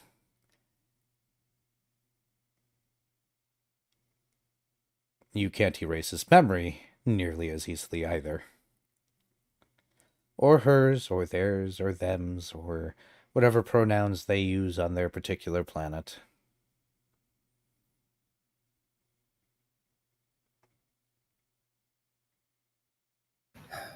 So what is this about endorsement, Mr. Exley? I would love one from the Paladin of Twilight. We are not quite near elections right now, but when it comes to it, somebody of your nature very well could actually get me attention again instead of being ignored consistently. You do realize that the citizens of Shadow's Playground don't like me very much right now. They don't like anybody very much right now, but if you all succeed in dealing with this issue, everybody will love you. And then you can Solving easily space. say that I helped. Fret will scribble out. Speaking of, what can you do to help? That, on the other hand, is a little bit of a trickier position than just giving information. I could easily have Chirp. By the way, he's opening a store. It's called Chirp's Shinies. I could Really? easily provide you with contact. Let you know if I hear anything from any of the people that I do speak with that do associate with me. Anything those on the outside give me as far as information on what's going on out there. Actually, there is one thing I can offer. Then he offers his hand. Lost is gonna look to like Volt, Fret, Shoal, Paint, then back at Alan. Paint is shaking his head. If He sends along a mental image of signing a paper and shaking hand. This isn't a Faustian bargain, is it? No, it is a gift.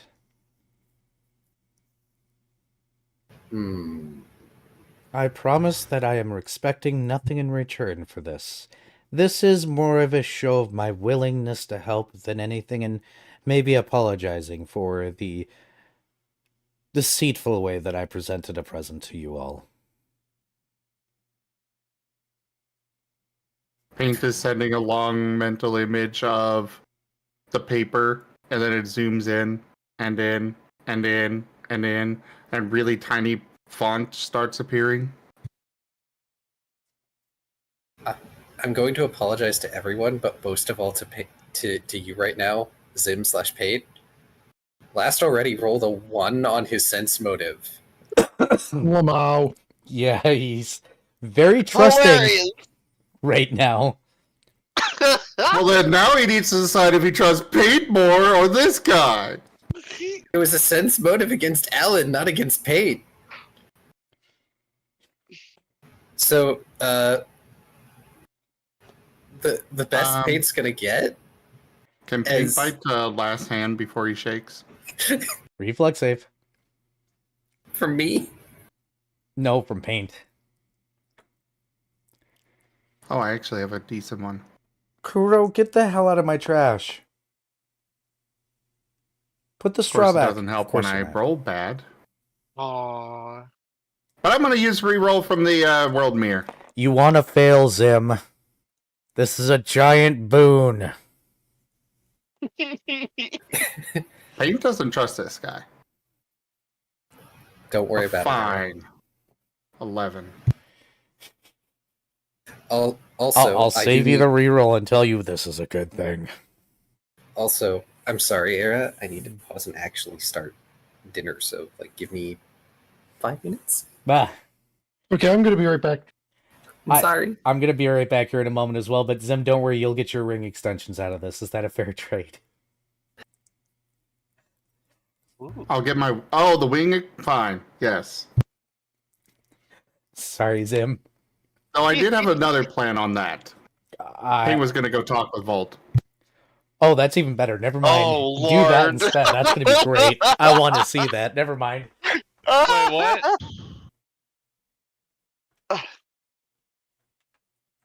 Paint's Our going to go cough have is a talk going with... Paint's going to go have a talk with Volt about wing extensions for the cough. our cough is gonna have jet mechanized wing extensions. Oh Lord. Oh Lord. I was just waiting for a good time to do that. But, didn't want to interrupt the story. Yeah. Didn't find another shop that could do what he wanted. So then he was like, wait, Volt does stuff. Oh. Was his next plan of action to ask Volt to make them?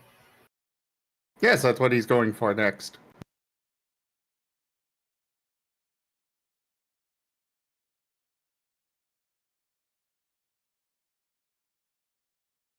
Like I was saying, I'm literally just sitting here waiting for a moment where it won't interrupt story, but yeah, Page's going to be having a talk-ish with Volt. Okay, so we're going to have a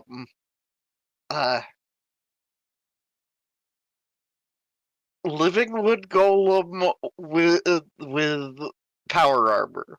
Okay.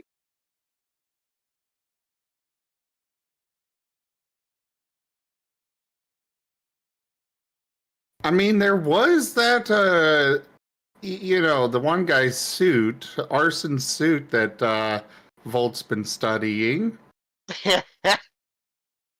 I'm sure he's learned a few things from that.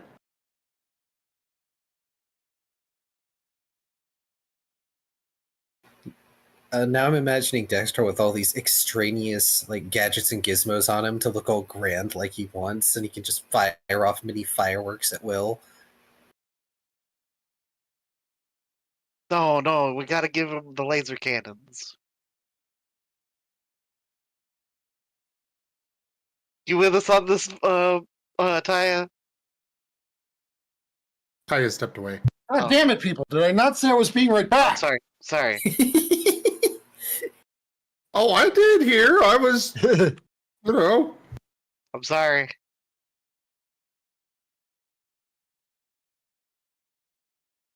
I mean, And I it also was knew not you just could still you. hear. Also, Ring was wondering what was going on when I said I would be right back. Oh, okay.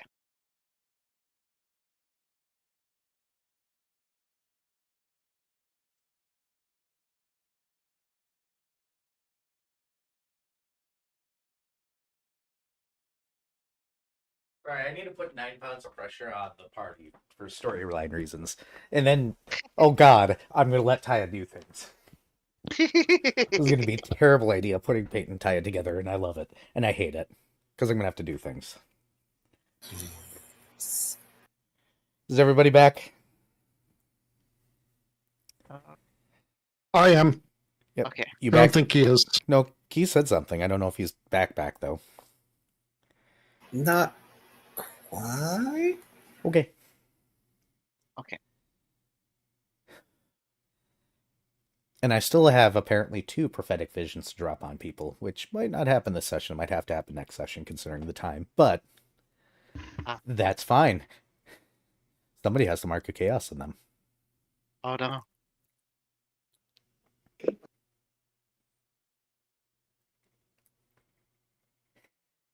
Good night, Mala.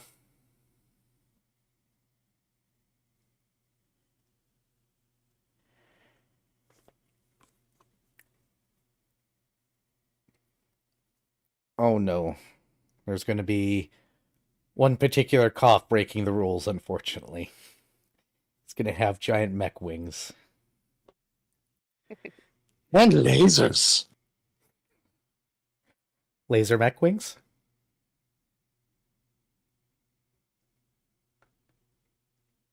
Because Paint's an artist, unfortunately, so I can imagine him drawing up something now.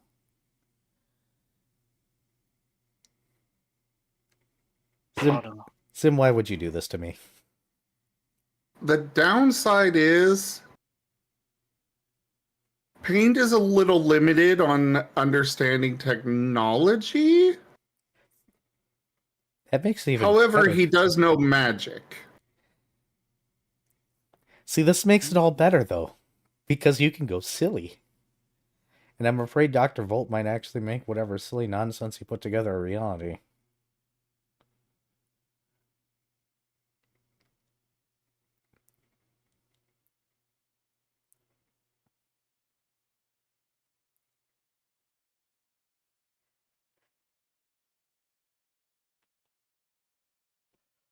Oh, man. Why am I yawning? No yawn. Maybe I need more soda. Hey, chat, how you doing?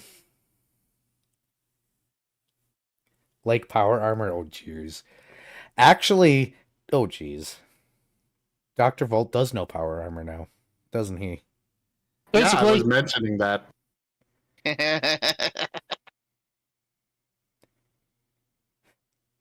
Kill me. What have I wrought? Look, all I'm saying is you should give the cat shark power armor. No, that's I dangerous. I promise to only use this ability for evil.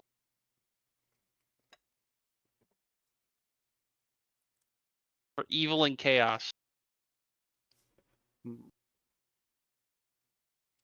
So, as an out-of-character thing, you actually failed the will save, but I gave the reasoning that you were actually quite happy here is the reason why you succeeded. But now I'm starting to rethink why I did that. Why? Because I want to be a little bastard.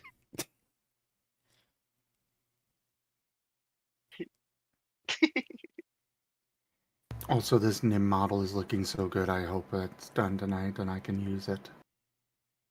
Ooh. But yeah, no, like Shoal had plenty of regrets, but it's like Shoal's also able to recognize, yep,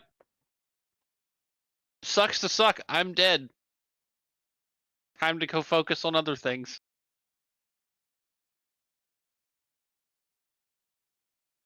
Which, yeah, so strangely enough, Shoal was the stabilizing force for Fret. That's usually how that works, though, Vari. Oh. Yeah, but Viv can't always stop the party. We've seen. No, but I am generally, I am on average a stabilizing influence on this fucking gremlin.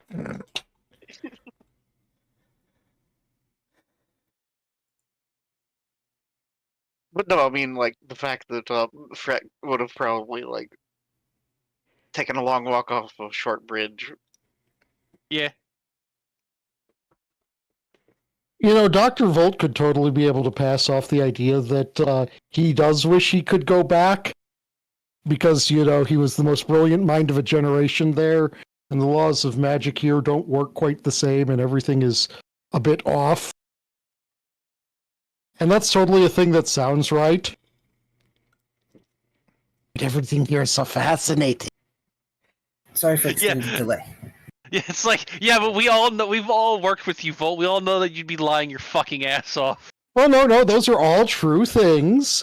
that we could potentially use at some point to set a trap for if they were trying to get one of our team ensnared in their little mind control thing. See, the problem is Dr. Exler, or excuse me, not Doctor, as Alex has pointed out, they don't exactly plan ahead. So when their plans fail, they tend to just throw them to the wind and bomb a building. Plan didn't work. Time bomb. And I am back. I'm sorry for the extended delay.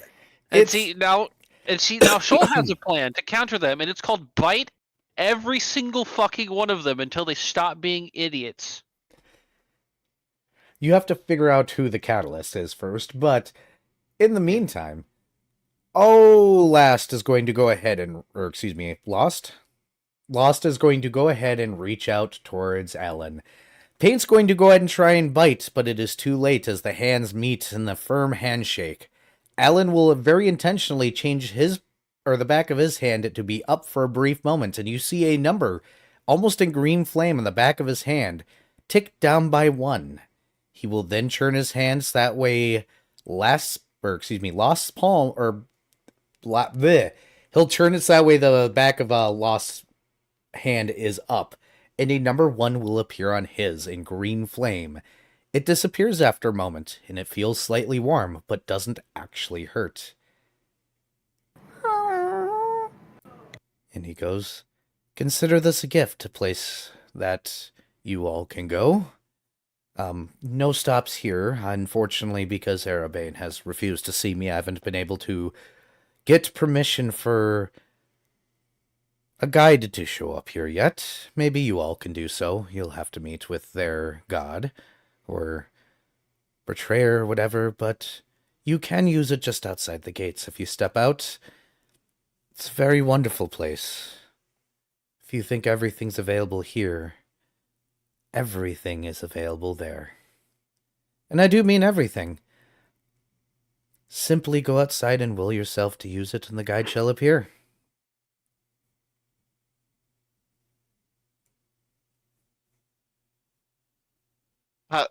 Fret will just scrawl out a what? See, this is where the fun comes in for me. I could explain it to you if you really care, or you could be pleasantly surprised. Fret squints. Shoal doesn't like surprises. He likes being the surprise. That's why he put so many points in stealth.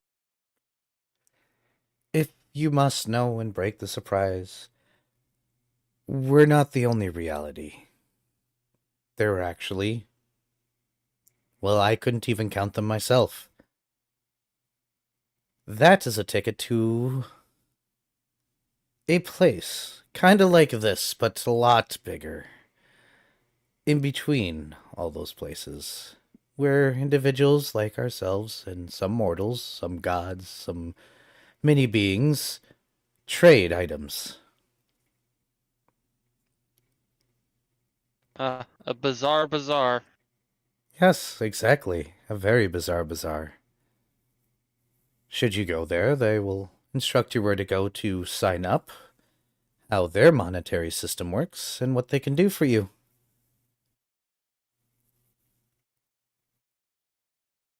A present from somebody that knows more than the god of this realm. He says, smiling. Of course, it's invite only, so don't squander it. I'm sure you can buy more passes there.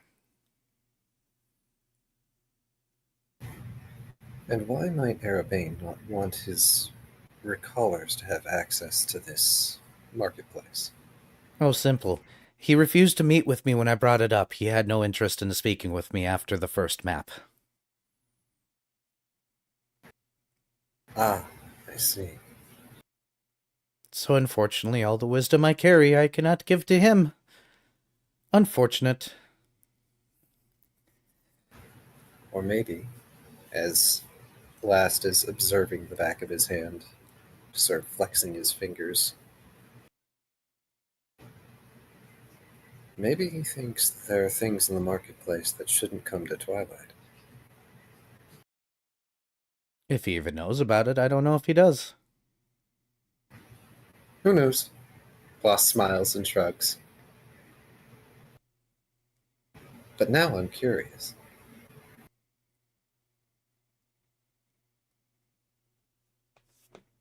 Oh,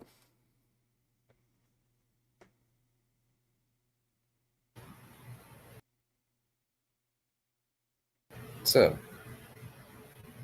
you don't know who the agent is for the Proteans, none at but all. at least now we know.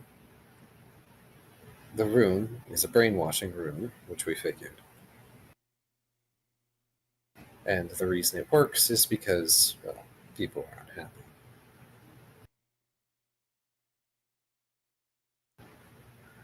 So before we go, what's your plan to deal with this? It depends on what the law says, and here I am not a guard.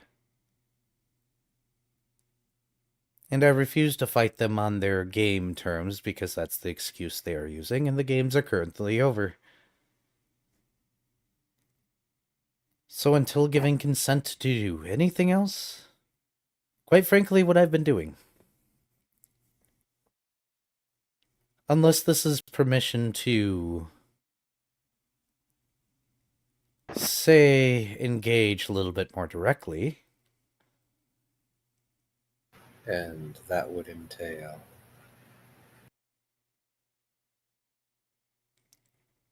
Me speaking to my superiors, those that I follow, and seeing if they have ways of undoing their runes. Though from what they've told me, right now their experimentation phase might be over, so whatever they're working on now might be a little bit over the edge of what I'm capable of putting together myself. It would be unwise to involve more outside forces. Fred kind of holds up a finger, though. And then scribbles, actually, it might not be the worst idea.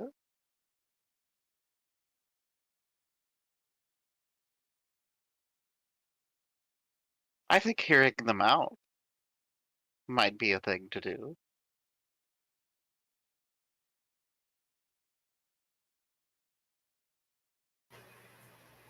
Last, we'll look at the rest of the team. The rest of you? Shoal's kind of just got a scrunched up look on his face, but he's not really for or against it. Paint is looking very worried at the last hand. He does not look like he's been paying attention.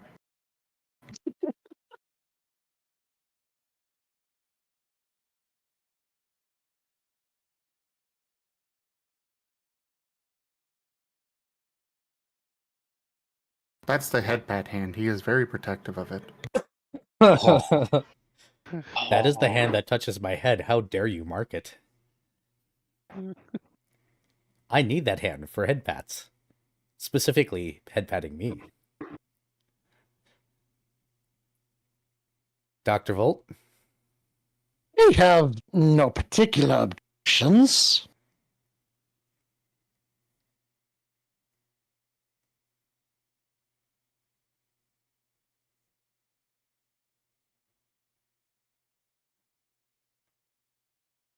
Yeah, Shoal's in the like I disapprove of this action, but can't think of anything better. So Fred will scribble out, in the very least, I should go talk to somebody about some things.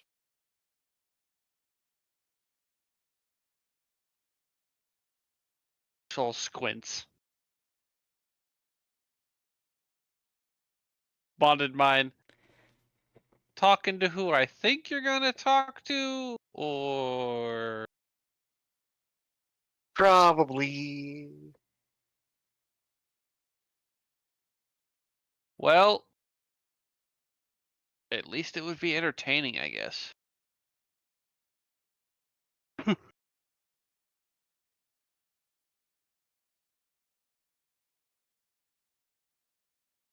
Yeah, let's just keep involving more outside sources of Twilight. What could possibly go fucking wrong? Grumble, grumble, grumble. Fret will scribble out. The more forces are involved, the more balanced things will be. Oh, That's not spoken how like the that true works. follower of a devil. Damn. I'm not sure that's how balance works, but I'm No, not that's over just here. regulated chaos at that point. Fret finger guns at Shoal. Ah, so chaos. I mean, so balance. Ugh. Yes, that mistake was in character. One way or the other, does that mean that I am free to engage in this little war?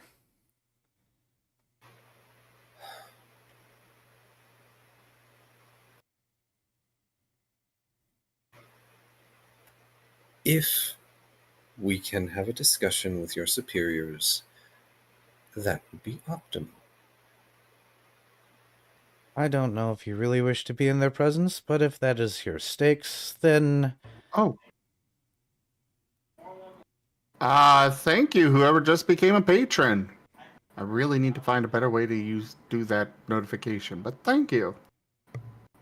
if that is what your request is, I will see if they're willing to entertain or if they wish me to still keep my nose clean and let the mortals do as the mortals do and respect the boundaries of this land. I don't speak for them after all, they just tell me what to do and I do it. If a conversation with them is untenable, then so long as you are capable of still respecting the rules of this realm, I see no reason why you should not engage your superiors for a potential solution. Unfortunately, as it stands, the games are off. To respect the rules, I must abide by all of them.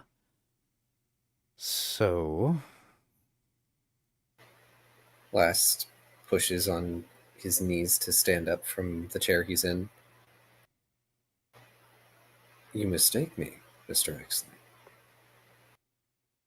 I never said you were going to do this under the pretense of a game. I will get in contact with my superiors in a day or so and let you know. In the meantime, enjoy the bazaar. I think I shall. Thank you, Mr. Exley. Here's to the hope that I have a glowing endorsement to give you. One would hope. And I'm not destroyed. I would prefer that not to happen. Hopefully, I don't have to fend Erebane off from consuming you. I am immortal. I am not an outsider.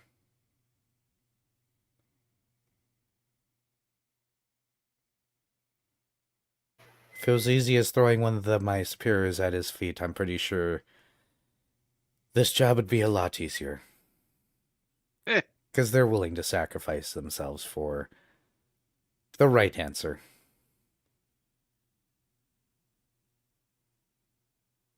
I get the distinct feeling he would absolutely hate if that happened. It's why the offer was never made. On a side note, it would be a very bad thing if he ever chose to ascend. And why might that be? He could move this realm back into reality partially, and then those that are on the outside, only playing through mortal minds right now, he says as he stands up himself, corrects his clothes, would be able to move in directly. And then spy games aren't what he'd have to worry about. It'd be war. He isn't quite got enough souls here to play that game. Blast smiles, clasping his hands behind his back. It's almost like Erebane knows what he's doing. Just like most mortal beings, none of us do.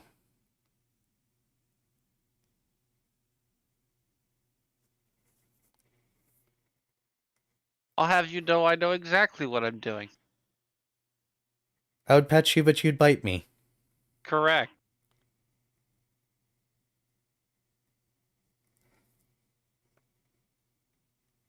And being a Fred pain just in the kinda ass is silently- not an actual answer. Incorrect, but I'll allow you to think that. For I am a magnanimous being. Starting to sound more like a dragon than a cat. Anything else from you all? You think dragons and cats aren't related? Fortunately, they're not. Physically, no. Temperamentally, very. Also, I worship a dragon. It's just not Arabic.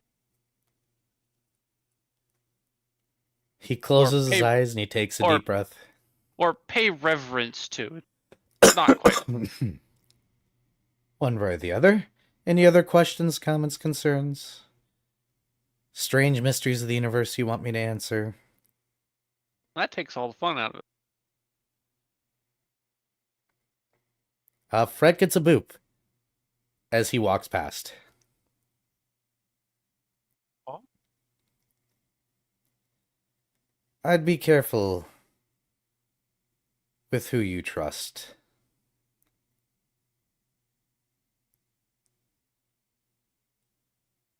Fred Just kind of gives a weird side look at that. Just a side note, when you're out there, sometimes things are just too easy, and sometimes things have been presented to you too plainly. But you can't ignore the past. Some things don't like it when you ignore them for too long. C'est la vie. Au revoir. Farewell, Mr. Excellent.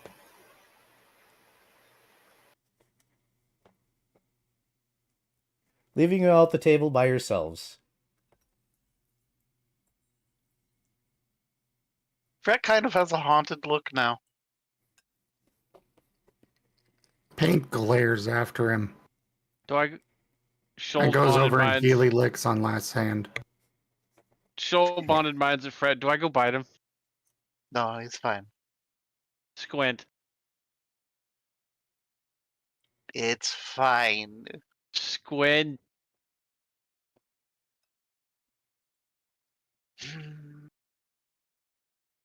Most powerful cat squint.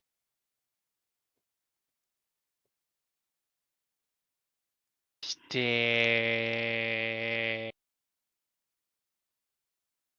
And Joel gets a nose boop. Offended look. You guys have been left with all that information. You are free to discuss things now.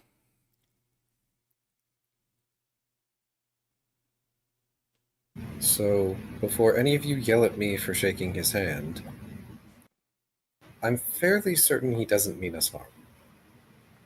Fred nods.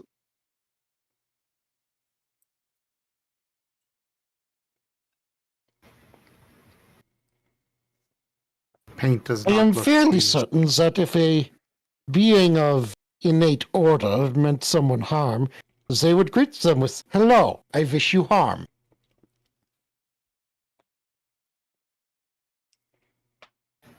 What was Paint doing / not doing? Paint is looking disapprovingly at last. He gives Paint something of a sympathetic look. Yes, I know. But none of the telltale wording was there. It's not a binding contract, it's a ticket.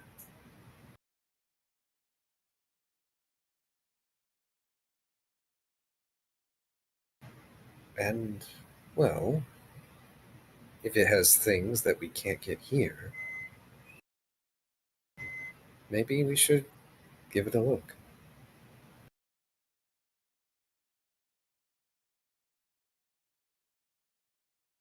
Paint will sigh and give a small shrug. Maybe it'll even have whatever you ran off looking for. Hmm? And he crouches down and pets paint with his other hand.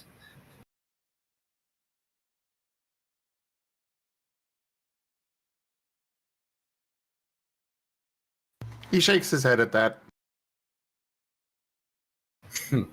He gives Volt a pointed look. Yes, Paint. What is it? He kind of just thinks for a moment, holds up a paw, and then brings out his painting supplies. Oh no.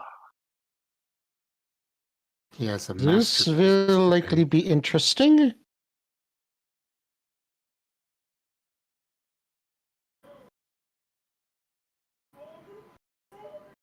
He has a masterpiece to create, indeed.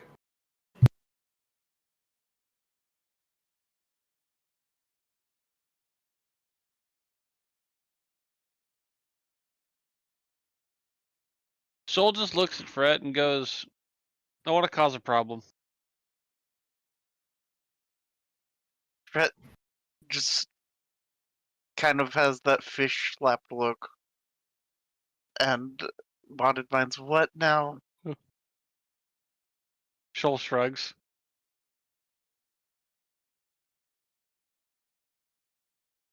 Technically, aren't you causing a problem by just walking out of Threshold with me to go see what this place is? Shoal holds up a paw and kind of does that, like with the you know the wiggle the wiggle paw thing, like yes but no. The non-committal wiggle. Yeah. Shoal is considering committing a much larger problem. Shoal wants to bite something and he hasn't gotten the chance to in like No, a day. Shoal wants to release a dragon. Correct. Oh But this boy. is because Shoal has not gotten to bite people. So now Shoal is considering drastic measures. How about this? If Granted, nobody in character, nobody knows what Shoal is considering. this is true, No, you're getting a no from Fred immediately, regardless. I don't know. I don't care what it is. No, I don't believe Fret would immediately say no to Shoal wanting to cause a problem. no, because Fred's wanting to cause a problem. We could cause a problem together. It'll be a bonding experience, because we have a bonded mind. Paint, what was your total on that artistry roll, please?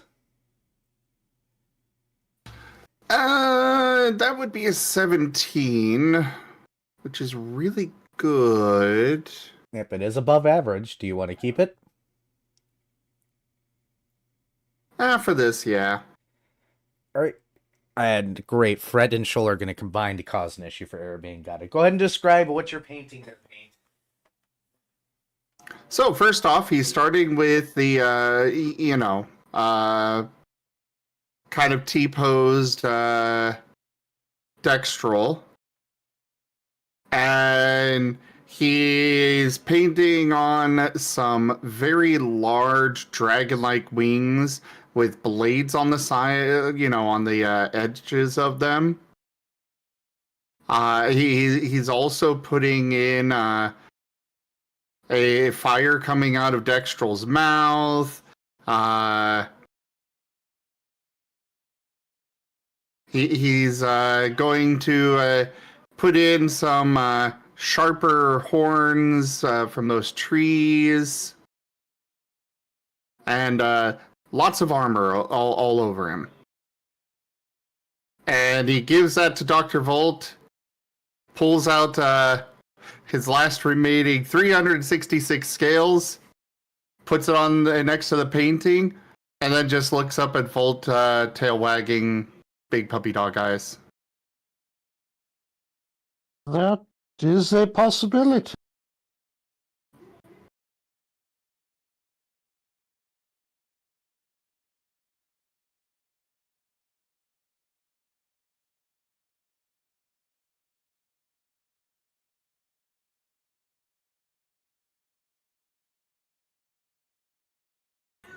Any other responses from anybody else? Fret just kind of blinks astonishedly at the artwork, and body minds to show, hey, that's actually pretty good. Shoal shrugs. Lost wants to say, I would like to put this on the fridge, but also knows that would sound very condescending. So instead, he just sort of like nods a bit as he looks at this art piece.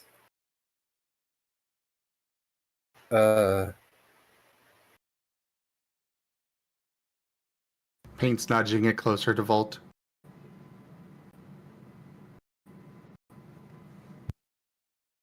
Oh no, Paint has turned into a furry artist.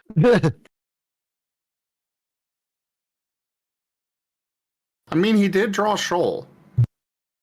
Exactly. But now he's drawing dragons too. Hey, somebody drawing dragons doesn't Hey. make them a furry artist automatically. Also, technically, it's No, but it's a point on the graph. technically it's a construct. It's not a dragon. He has yet to add a giant penis. Wow! Don't turn Paint into that one character from Critical Role. All right. What? That's Critical a Role? wonderful Oh, no. thing for my Raiders to come into. Hello, everybody. Perfect timing. Oh, Hi, Casu. oh look, my icon started working. It did. How was your stream there, Casu? Welcome in. Apologies for that intro to y'all, but we're currently in the middle of our Recallers of the Lost Pathfinder campaign.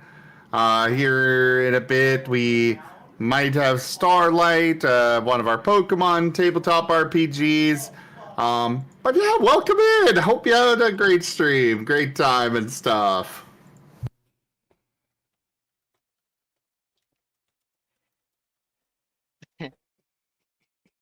All right, I guess we should get back to business.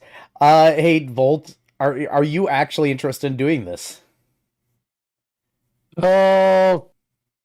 I see no reason why he would not work on this as a Side project? side project.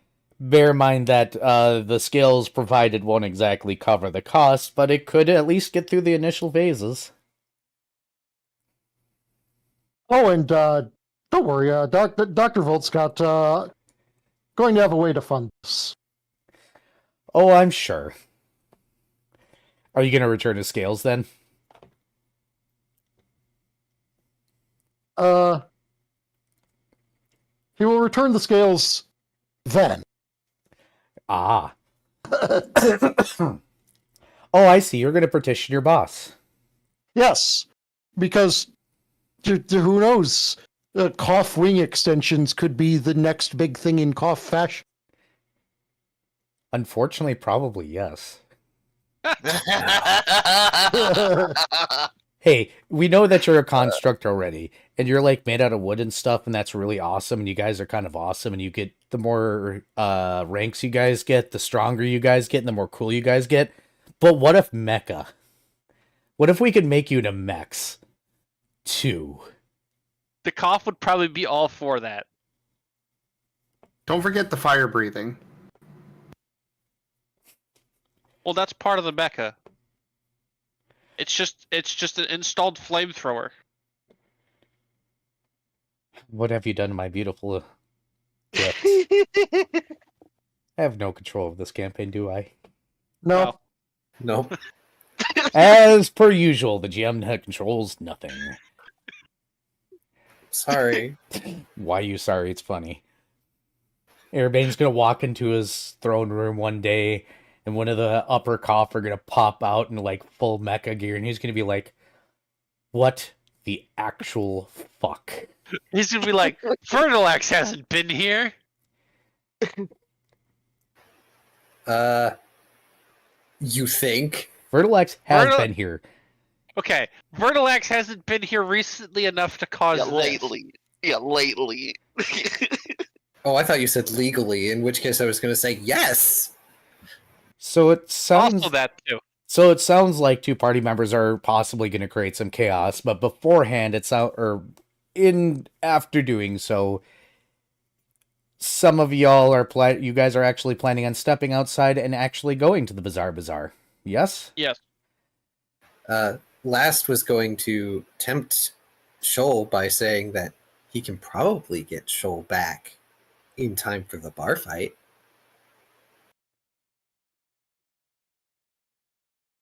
Fret does bonded mind. Oh yeah, we probably should wait until after the bar fight before causing problems. Yeah, I suppose.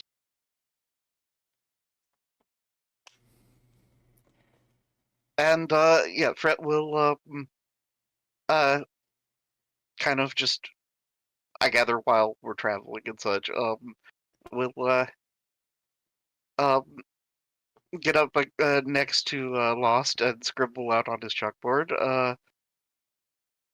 Anyways, yeah. So full disclosure, yeah, you know that uh um Devil Prince from our first mission. Yes. As he levels just the look where his eyes look like they're half lidded at the moment as he's staring very seriously at Fret. And then we'll scribble out, yeah, he's my outside contact. No. And he tilts his head further to the side, putting one hand up to rest on it, continuing to maintain the same expression. You mean the exact same devil that gave you the soul grub jar that we fed to Arabe? Brett will scribble out. Yeah, I was just making sure that that was clear. It's almost as though I know you, Fred. Brett just nods a couple times.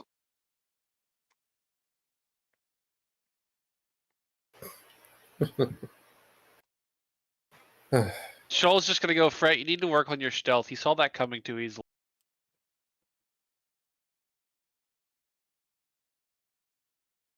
You think Fred I just didn't kind of notice the sighs. new mask that you had on?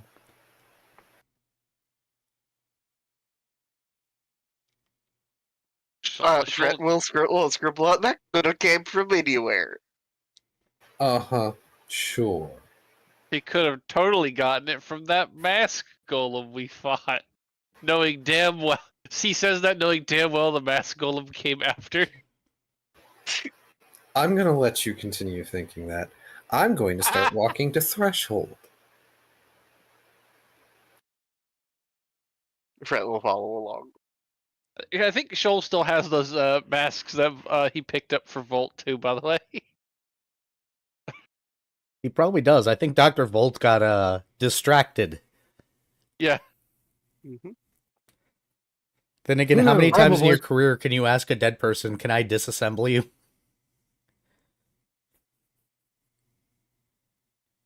Here, actually, a surprisingly large amount of times. You guys hit Threshold, and to no surprise, you see Arson dangling from a rope. Big smile on his face as he makes faces at what look like to be children below him, having the time of his life. He is wearing pants. That's about it right now.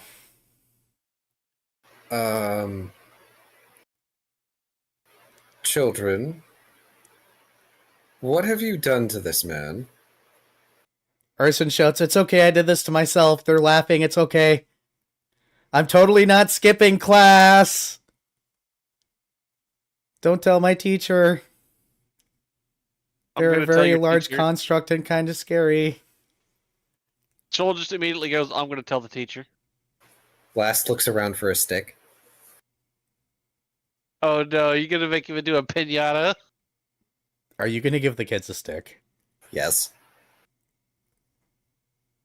Is it going to be a gas-powered stick? Maybe.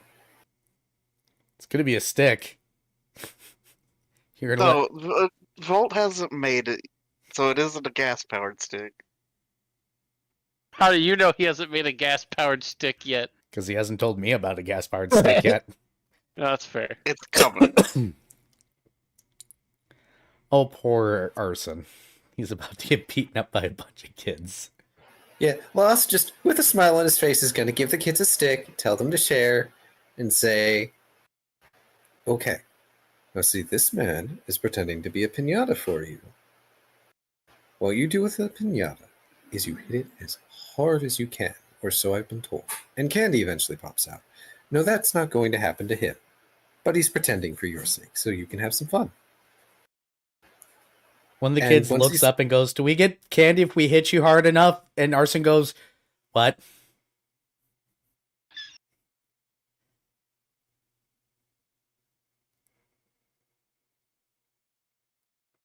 I'm assuming this is when you leave. Fret Yep. will scribble out, you know, Lost, we aren't in the evil city anymore. He just does a dismissive wave to Shoal. Once he's- Shoal! sorry, to Fret. That was an out of character faux pas. He just dismissive wave to Fret. Once he starts pleading for you to stop, go and get the teacher to get him down, okay? The teacher will probably give you candy as a reward. Tell the teacher that I told them to give you candy.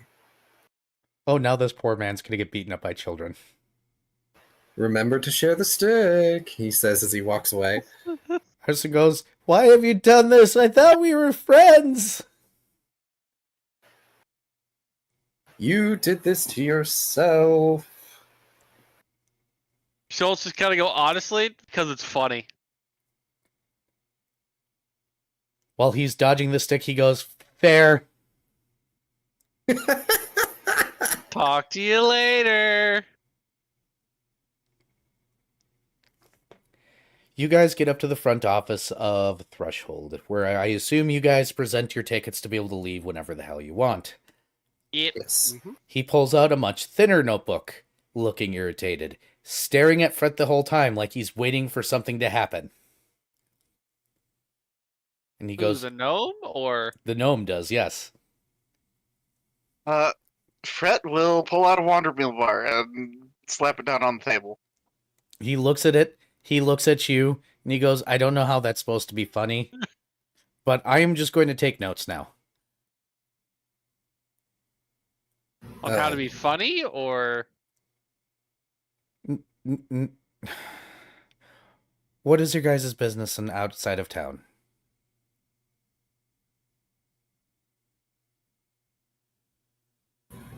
Lost has to think for a moment. I mean Shoal Uh. was just gonna say shopping. How descriptive do we need to be? Shopping it is.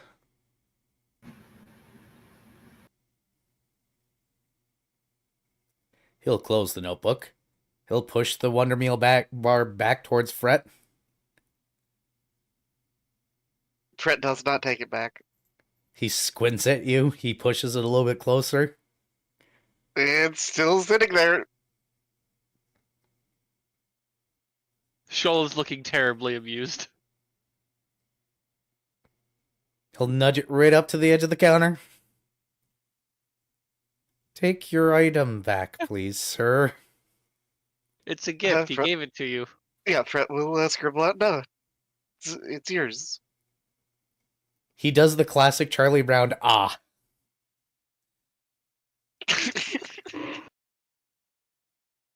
A gift he has been cursed with. Oh, it's too bad. I thought Fret would look good in pink. Huh.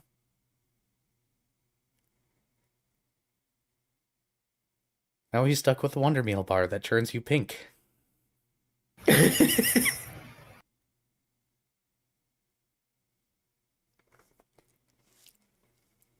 And for the first time without Dusk Strudel, you guys all step outside the town. And you guys end up in a black, shadowy... It's like imitation grass.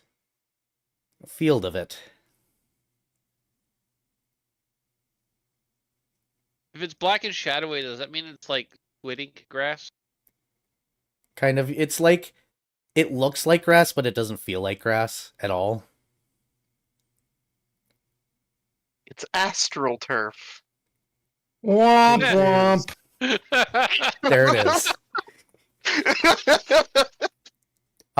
So the last time that I described this area to Taya, I was sitting there waiting for him to make that joke, and he never did. I guess so. He was saving it. No. No, I Oblivious. I set That the just- stage, and it occurred sometimes to me. Taya doesn't dance. And then I'll look away from the stage, and then suddenly Taya's dancing when I'm not paying attention. He's like the frog from WB. Yep. Hello, my baby. Hello, my honey. Hello, my rag.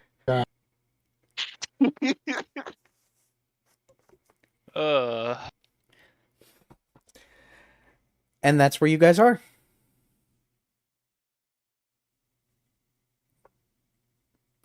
All right. Alan said to just concentrate on using the ticket. So. And then he tries concentrating while looking at the back of his hand. A familiar... Paint is looking ahead. incredibly concerned. A very familiar cold feeling hits as somebody dressed in cloaks with a staff that has a lantern on it steps out of nowhere. Gives a slight bow and says, "Please follow me. Continue to follow the light and please do not stray off the path I lead." Oh God, we've summoned Sharon. Sharon. God.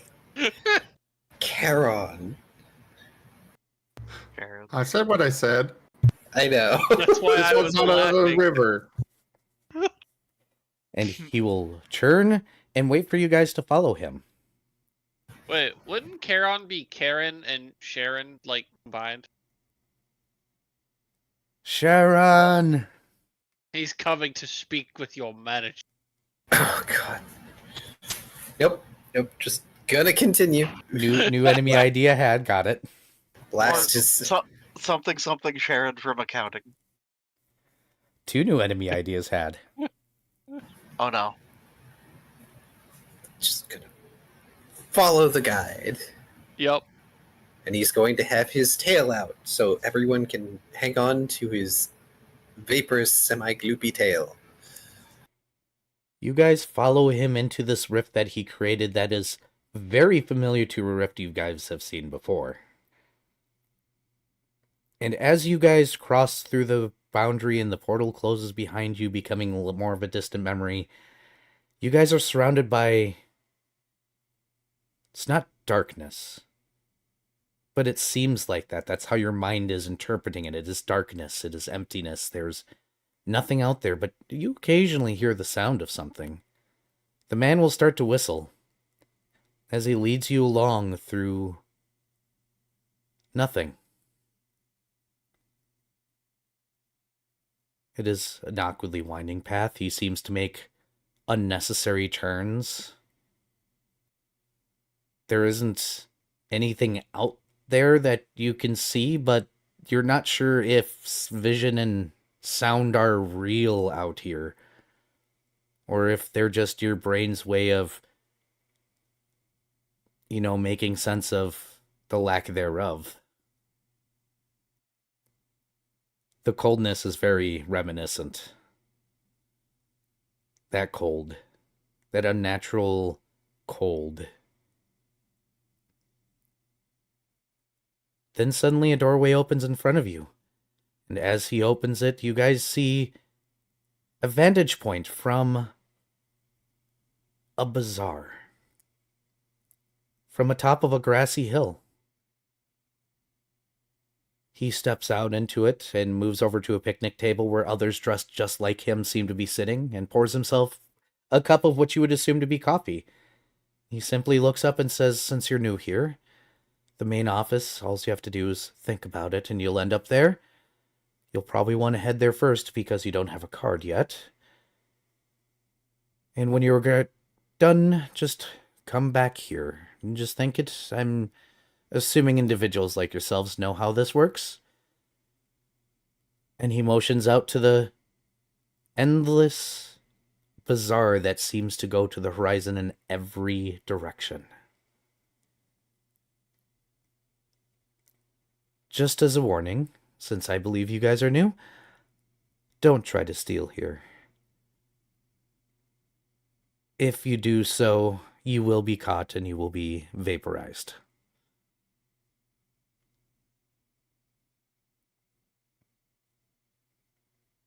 Makes sense? Fred nods. Understood. I'm supposed to do this intro, so welcome to the Bazaar New Adventures. For every reality has somebody here, usually. Be safe. Still nods. Well, this is a dark, shadowy place, yeah? No. It's not? Nope. Bright and colorful. Huh. It is. The way that's here what- was dark and shadowy. Yes. Ah. Well, not even dark and shadowy. It was. You can't comprehend what you're looking at, so your brain interpreted it as pure darkness. I'm really surprised it's so colorful. Is it like night I'm waiting market for the type, pun. or is it No, so you got to remember. actually bright? No, it's a marketplace, like middle of the day marketplace. Yeah, I mean, considering this place is sanctioned, I would have figured it would be a black market. I was waiting for it. My soul. Why didn't I see that coming? I saw that coming. But one way or the other. No. Go ahead. The moment he was asking about this place is dark and shadowy, I was just like, oh, yep. Nope. This place is not. It's the in between that was dark. This is a bright and colorful, never-ending bazaar, and I think this is where we're going to end for tonight. Yeah, which is why he's surprised that it's still not considered a black market. No, it's on. Oh, okay, so instead of the Akashic record, this is the Akashic market. Probably. But yes, this is where I think we should end for tonight. All right. Woo. So let's see. Who do I want to rate on my end before I do exits? A purse. Let's see. I'm trying to decide. We can rate Ren. Haven't rated Ren in a while.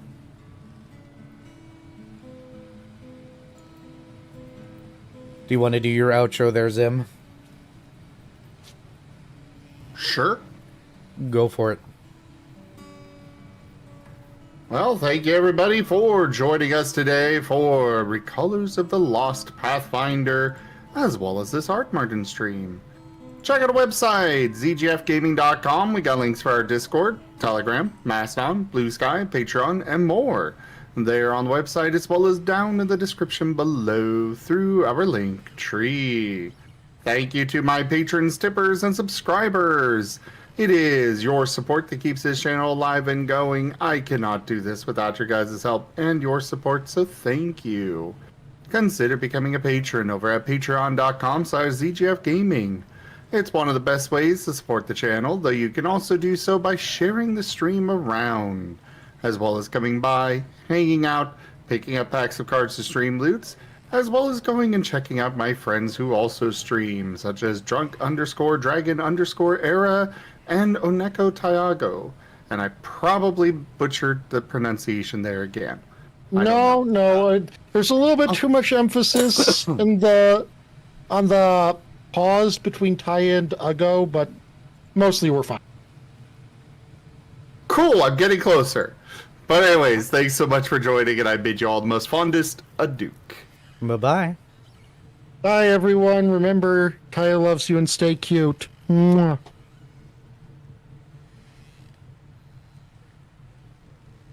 My recording is out. And now Perfect. I've got a raid. Of course. Well, over on my side, thank you so much for watching. Definitely appreciate y'all. Make sure to drink plenty of water, take better care of yourselves, get plenty of rest, and we'll see you back here in a couple of weeks. Otherwise, have a good night, fellow adventurers. And we are reading Rin the Katatato. Have a good one.